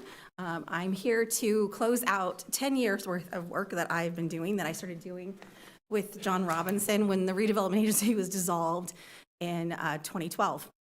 There is a process that the successor agency, which also happens to be the city of West Sacramento, to the former redevelopment agency, has to go through to dispose of all of its real property assets. Over the past 10 years, we have incrementally chewed away at that list of properties that we have to dispose of. And we are here tonight in hopes of closing that activity out and making some recommendations to the City Council about how to do that. So with that, I thought I would review the three resolutions that we're asking you to adopt this evening. Joint Resolution 2390 authorizes the public use transfer of 5 parcels for Broderick Boat Ramp, and that would be a successor agency to city transfer. I highlighted public use. That's significant. That shows up in Assembly Bill 1484 as a defined term. A public use transfer occurs when there are assets that at the time the agency was dissolved or prior were currently being used for public purposes like a park, a road, a school, a police station, et cetera, that were purchased with redevelopment agency funds or were gifted to the former redevelopment agency, and the redevelopment agency used funds to improve or provide O&M services to that facility that it had improved. The 5 parcels that you see on this exhibit were not identified in the long-range property management plan. There was an error with the Yolo County tax roll, and we did not catch it. The state controller's office also did not catch it. We caught it last year when the 20-year state lands lease that we have for the launching area of the Broderick Boat Ramp park area expired, and we went to the State Lands Commission. We could not demonstrate to the State Lands Commission that we had ownership and therefore could not enter into the lease with state lands. We successfully completed a license agreement between the successor agency and the city council through an administrative action that gave us 3 years to perfect this right, and that is why I'm here this evening asking you to adopt Resolution 2390 that would allow us to bring forward this resolution to the Oversight Board in January, recommending that the Oversight Board and Department of Finance approve this transfer at no cost to the city. Resolution 2379 would authorize the acquisition of the remaining 3 parcels that are in the long-range property management plan. The one that I'm showing you right now is 485 Lighthouse Drive. We are looking to acquire this property to secure it for a future traffic improvement at Cummins and 6th Street. There have been some traffic incidences. This council approved a CIP back in May to begin the study of this. And since we are attempting to wrap up the long-range property management plan activities to facilitate this Broderick Boat Ramp transfer, which we need to get done before May of 2025, otherwise our lease will not be able to be perfected, We're asking to buy this tonight so that we can also bring this to the Oversight Board and have DOF review and approve it, hopefully, sometime in April or May of next year. And the next one that I'm showing you are the 2 parcels that are along West Capitol Avenue that were acquired by the former redevelopment agency for nuisance behavior. Fred Arnold is here this evening in case you have any questions about the nuisance behavior that's currently occurring on these sites. There is a lot of trash cleanup, weed abatement. Fred was informing me that people are out there selling their wares, perhaps both legally and unlegal wares, there on the weekends. And then Mr. Arnold is there having our staff go and have to clean it up, or our consultants go and clean it up. So we are spending city money on property that we only control through the Successor agency. So Resolution 2379 would also authorize the acquisition of these parcels. Because of the Surplus Land Act, which requires us to dispose of property through an affordable housing lens first, we're recommending that we use the Housing Trust Fund money to buy this property. And then in the event that we don't end up disposing of it that way, we will make some budget adjustments. And to that end, oh, where's the next slide? Could you hit next for me, Jennifer? Oh, it did it too late. Budget Resolution 2385 is the last resolution that we're seeking adoption for. We're requesting a total of $1.3 million to close out the long-range property management plan. 20% of that will come from Measure E to cover the acquisition of Lighthouse Drive, and the remaining will come from the Affordable Housing Trust Fund. And as I mentioned, it is in the record that we would be looking to refund any of those funds in the event that we moved those CIP, those properties into a different fund. We would do the accounting for that. And the finance director has assured me that they have notes related to that, so that that will occur in the event that I'm not here and none of you are here, in the event that that has to happen. So with all due respect to this council, I'm happy to answer any questions that you have, but we do ask that you consider adopting these resolutions so that we can move forward and go to the held once a year oversight board meeting so that we can get this rolling with the Department of Finance's review. So in the event that they don't like something that we've done, we have another bite at the apple before this issue with the Broderick Boat Ramp ripens in May of 2025. And that is my presentation. Thank you so much for your time and attention this late in the evening. Thank you, Ms. Jensen. Bring it back to council. Any questions, comments? Yes. All right, we'll open it up for public comment. Madam Clerk, are there any requests to speak? We have no requests to speak on this item. Okay, bring it back to council. I'll accept a motion to move this item. Early moves. I'll second. Councilmember Early moved. Councilmember Sulpicio Hall seconded. Madam Clerk, please call the roll. Councilmember Sulpicio Hull. Aye. Councilmember Early. Aye. Councilmember Alcala. Aye. Mayor Pro Tem Orozco. Aye. Mayor Guerrero. Aye. All right, this item is approved. Thank you so much. Next is item 14 under the city manager. Assistant City Manager will provide a presentation on a workshop on campaign contribution limits and consideration of first reading of Ordinance 24-4, amending Municipal Code Chapter 2.18 related to campaign contributions. We still have item 17. Oh, we Did do, you want to sorry. do that one Did I first? miss it? Yeah. Oh, we do, sorry. Item 17 under community development is consideration of first reading of Ordinance 24-1. I'm sure Mr. Berruman had a heart attack regarding proposed amendments to Title 17 zoning of the municipal code. Will go so Mr. Community Development Senior Planner Daniel Berruman, please present. Yes. Good evening, Mayor and all the members of the City Council. My name is Daniel Berruman, Senior Planner for the city, and I'll briefly go over the annual Omnibus Zoning Code amendments for 2023.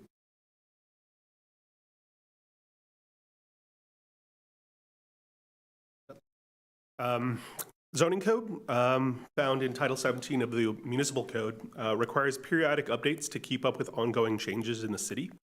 These amendments are often spurred on by existing regulations that are no longer applicable, require updating due to changes in state law, or that require process improvements based on input from staff and or the public.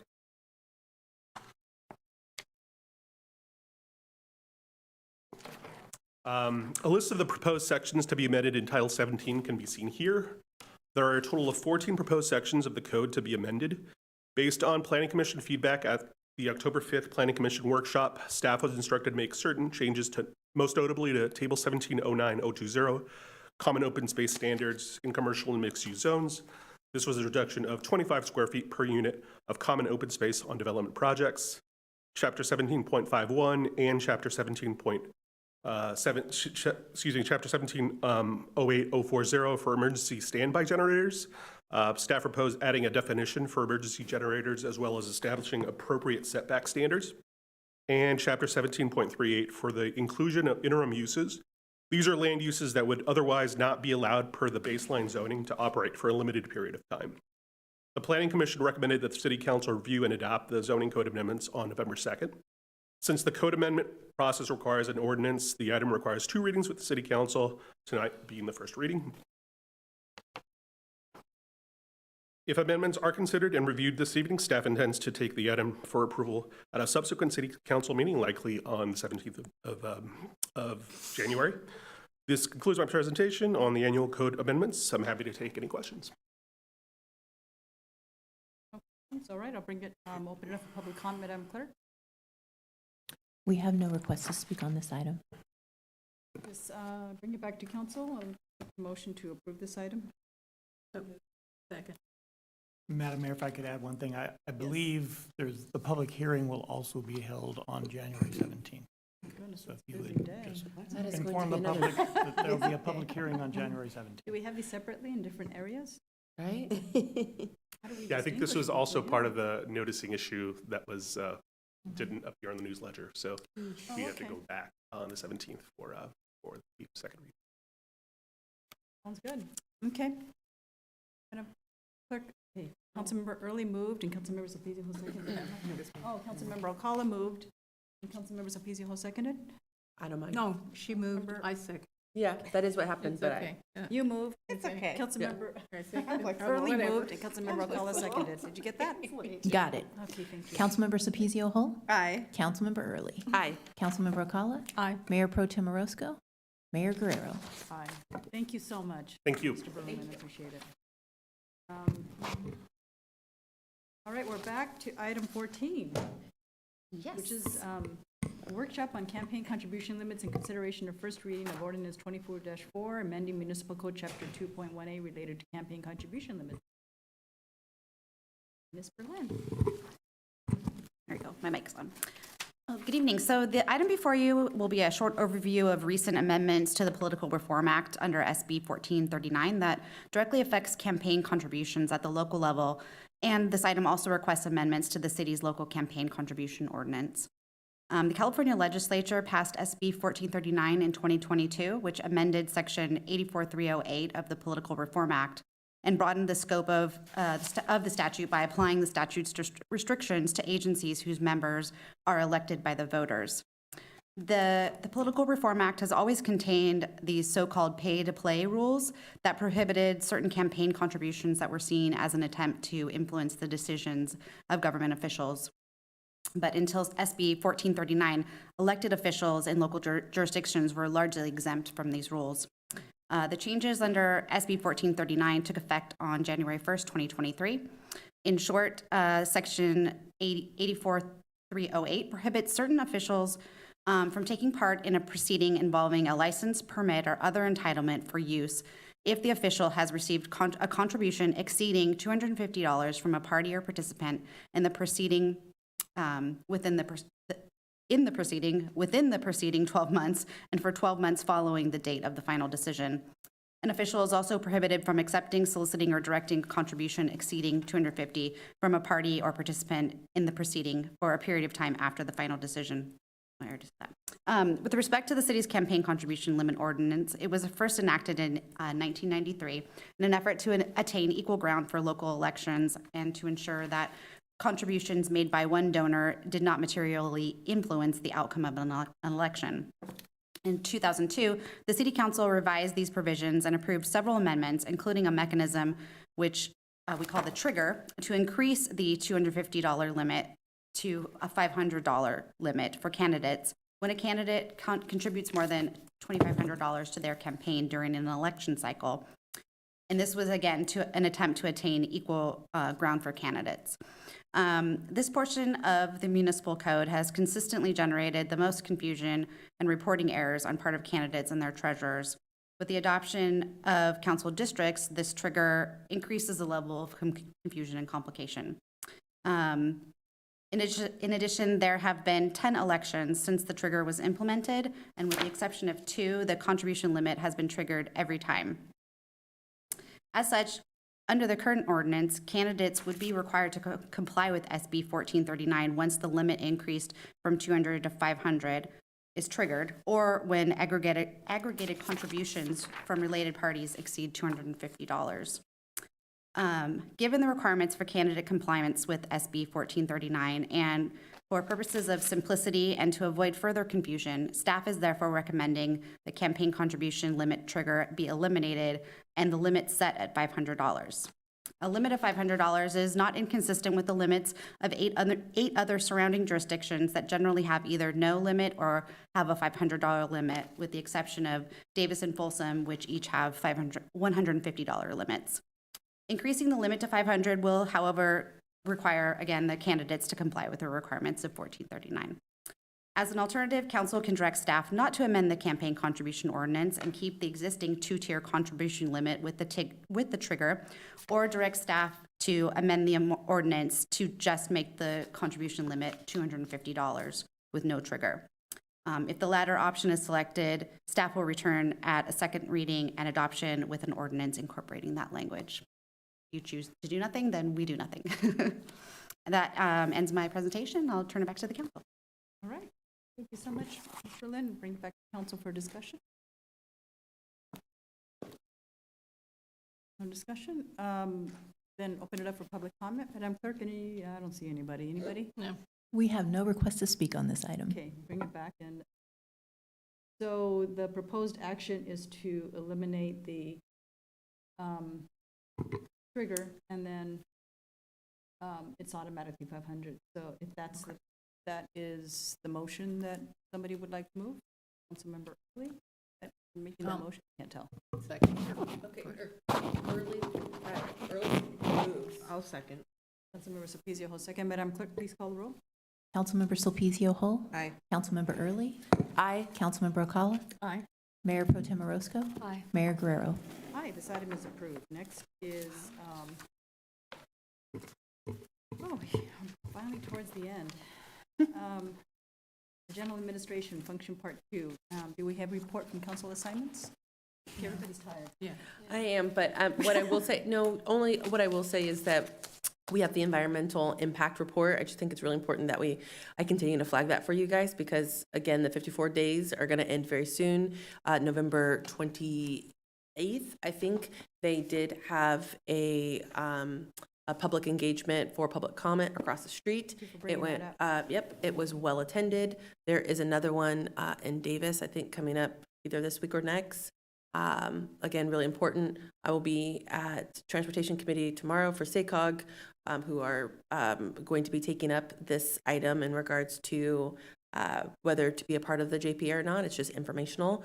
And then on Monday, we'll have both a SACOG meeting as well as a YOLO Transportation District meeting, again, taking this item up. So this is the 80 expansion. I'll just keep highlighting that for you all. Just real quick, I also have a YOLO LAFCO meeting tomorrow and a YOLO Solano Air Quality Management District on December 13th. Also, it was a great tree lighting. We had a lot of fun. And I saw Santa as I was coming into our meeting over in Broderick and Bright. I think he was out on Kegel. Love it. Oh, that's great. All right. No updates for me. No updates. Okay.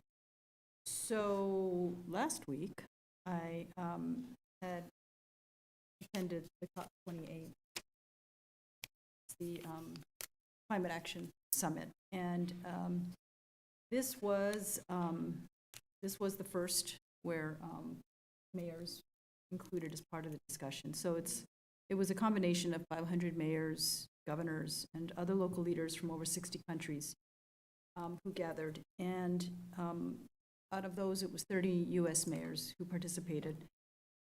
It was a 2-day, gathering intensive process, which included, representatives from Mayor Michael Bloomberg Philanthropies, C40 Cities, which I looked into and would like to see us become a part of C40 Cities. So they kicked it off on December 1st. With this global delegation of local leaders. It was very, just informative to work with the president, Dr. Sultan Ahmed Al-Jaber, and UN Special Envoy on Climate Ambition and Solutions, Michael Bloomberg, at the World Climate Action Summit. So seeing that their goal is to bring in more revenue, and that was one of the major reasons I wanted to participate, is to see how we can look at decarbonizing and reducing our greenhouse gas emissions here in the city, and continuing our climate action plan, which I feel like we have a good plan in place in listening to others and have been implementing things, but also taking a look at data and how we're doing that. Capturing that data so that we can quantify our goals and how we're achieving that. So in that process, we did see, just the unveiling of funding for engagement with our youth to address climate action. And so being, one of the mayors in the room, we qualified for that. So I applied and put in a request. I'll be working together with the PAPA to bring in a youth to help prepare that and work with the city to be able to put the application forward. So I like that to be completely youth engaged. And to also engage, Washington Unified School District. In addition, I reached out to the White House Climate Policy Office. They were present, so many of the White House administration officials were present, and it gave me an opportunity just to sit down, and chat about what we're doing in West Sacramento. And in our climate action plan, we do have a plan for our port and zero emission vehicles, and so they were very interested in a discussion about what we'd like to do. So both Bloomberg Philanthropy and the White House staff were interested in further meetings. So I'll be coordinating that and sharing the report and what we're planning on doing there. It was interesting to hear many other countries and what they're trying to accomplish, and saying that we as elected leaders, we move these plans forward. But then, we also help those who are benefiting from that to also achieve that benefit from that. But we also help those who are, receiving that benefit to also continue this agenda forward, because climate action is not just us and our role. That's the point of bringing in our youth, is that we can establish all the planning and all the policies here today, but our youth need to carry that forward. They need to understand firsthand what is going on and be that voice for us in the future. And we need to continue that platform to allow our youth to be engaged and to carry that tradition on to the future of our young adults, and who are going to be sitting in our shoes and doing this work. And I do know that the urgency of many who spoke from the White House administration was like, we got to make these changes now. It was fascinating to see what they called pavilions. There was the blue zone pavilion and then the green zone. So the blue zone pavilion included all the different countries, where you get to go in and see some of the challenges, hear from representatives on how they've tackled climate change, some of the barriers, and the lack of funding. And so, the shrinking of the greening of the Amazon and what they're doing there in that country. So you get to go to these different countries and listen to the representatives that are there. And we also received numerous reports and listened to the financing of the future of climate reduction, resources. And so what it is that, other country leaders have developed and established, mechanisms so that you can bring in and match local funding with other private funding. That was huge and a big discussion. So that's why you saw the United Arab Emirates and Bloomberg and everybody else throw money in and say, we got to make that investment in partnership with the countries who are going to continue and carry this plan out. And so that's where I feel like it felt like we were making some progress, and that's the purpose of the COP, moving forward. There's one every year, so next year will be 29. It'll be taking place in, we think, Bonn, Germany. And participation, I think we can expand on that a little bit if you're interested, so you can learn more about how this works. The blue zone and green zone, I didn't mention the green zone, was about how, kind of like the study and allowing youth to participate in visually, the experiential learning side of it, which is not something we get a chance to see here, maybe in a museum here and there. We have museums who do that, but just having it in one venue, it was overwhelming. It was quite a bit. to see the various companies who are, doing various things throughout the world. So, yeah, no, I mean, I felt like the days I spent there was not enough time.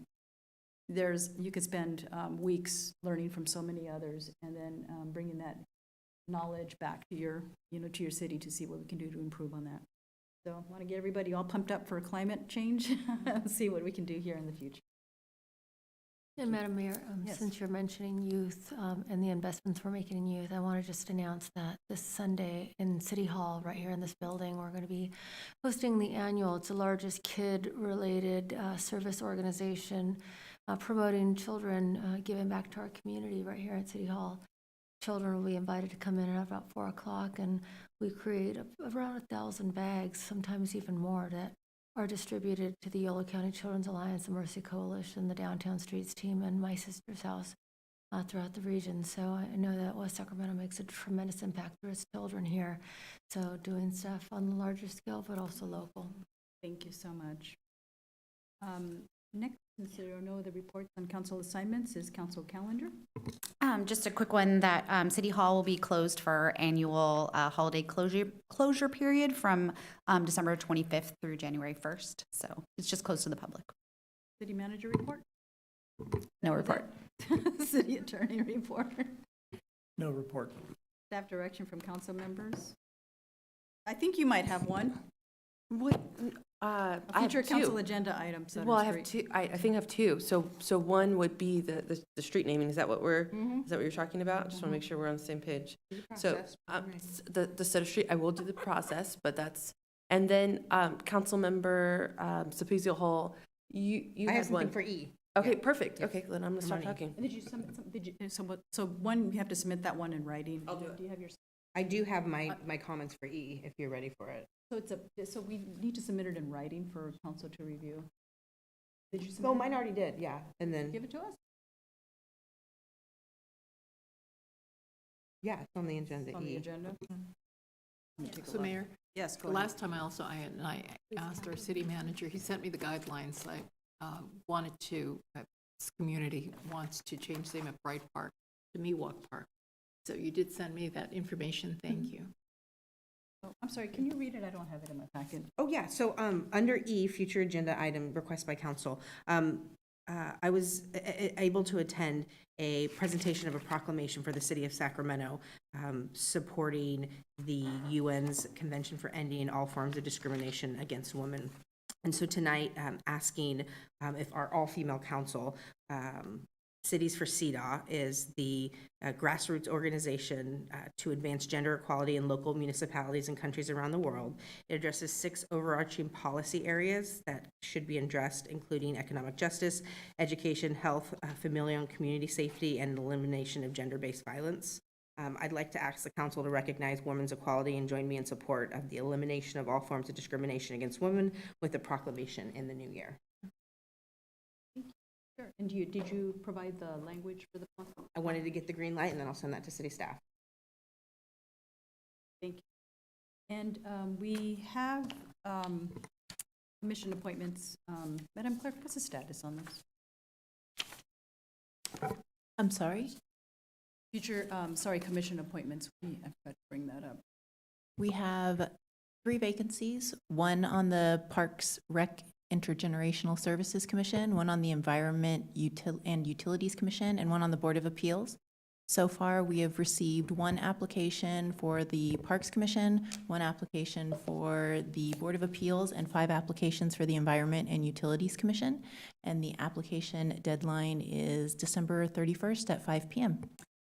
I did have a question from someone who submitted an application earlier in the year. Do we take those into consideration as well, or do we need new application for the vacancies? All of the applications we have on file from the past 2 years for the positions will be provided to the council. Okay, thank you. All right. Then with that, I'll accept a motion to adjourn. So moved. Madam Clerk, please call the roll. Councilmember Sulpicio Hull. Aye. Councilmember Early. Aye. Councilmember Alcala. Aye. Mayor Pro Tem Orozco. Aye. Mayor Guerrero. Aye. All right, we are now adjourned. Thank you so much, everybody. Thank you.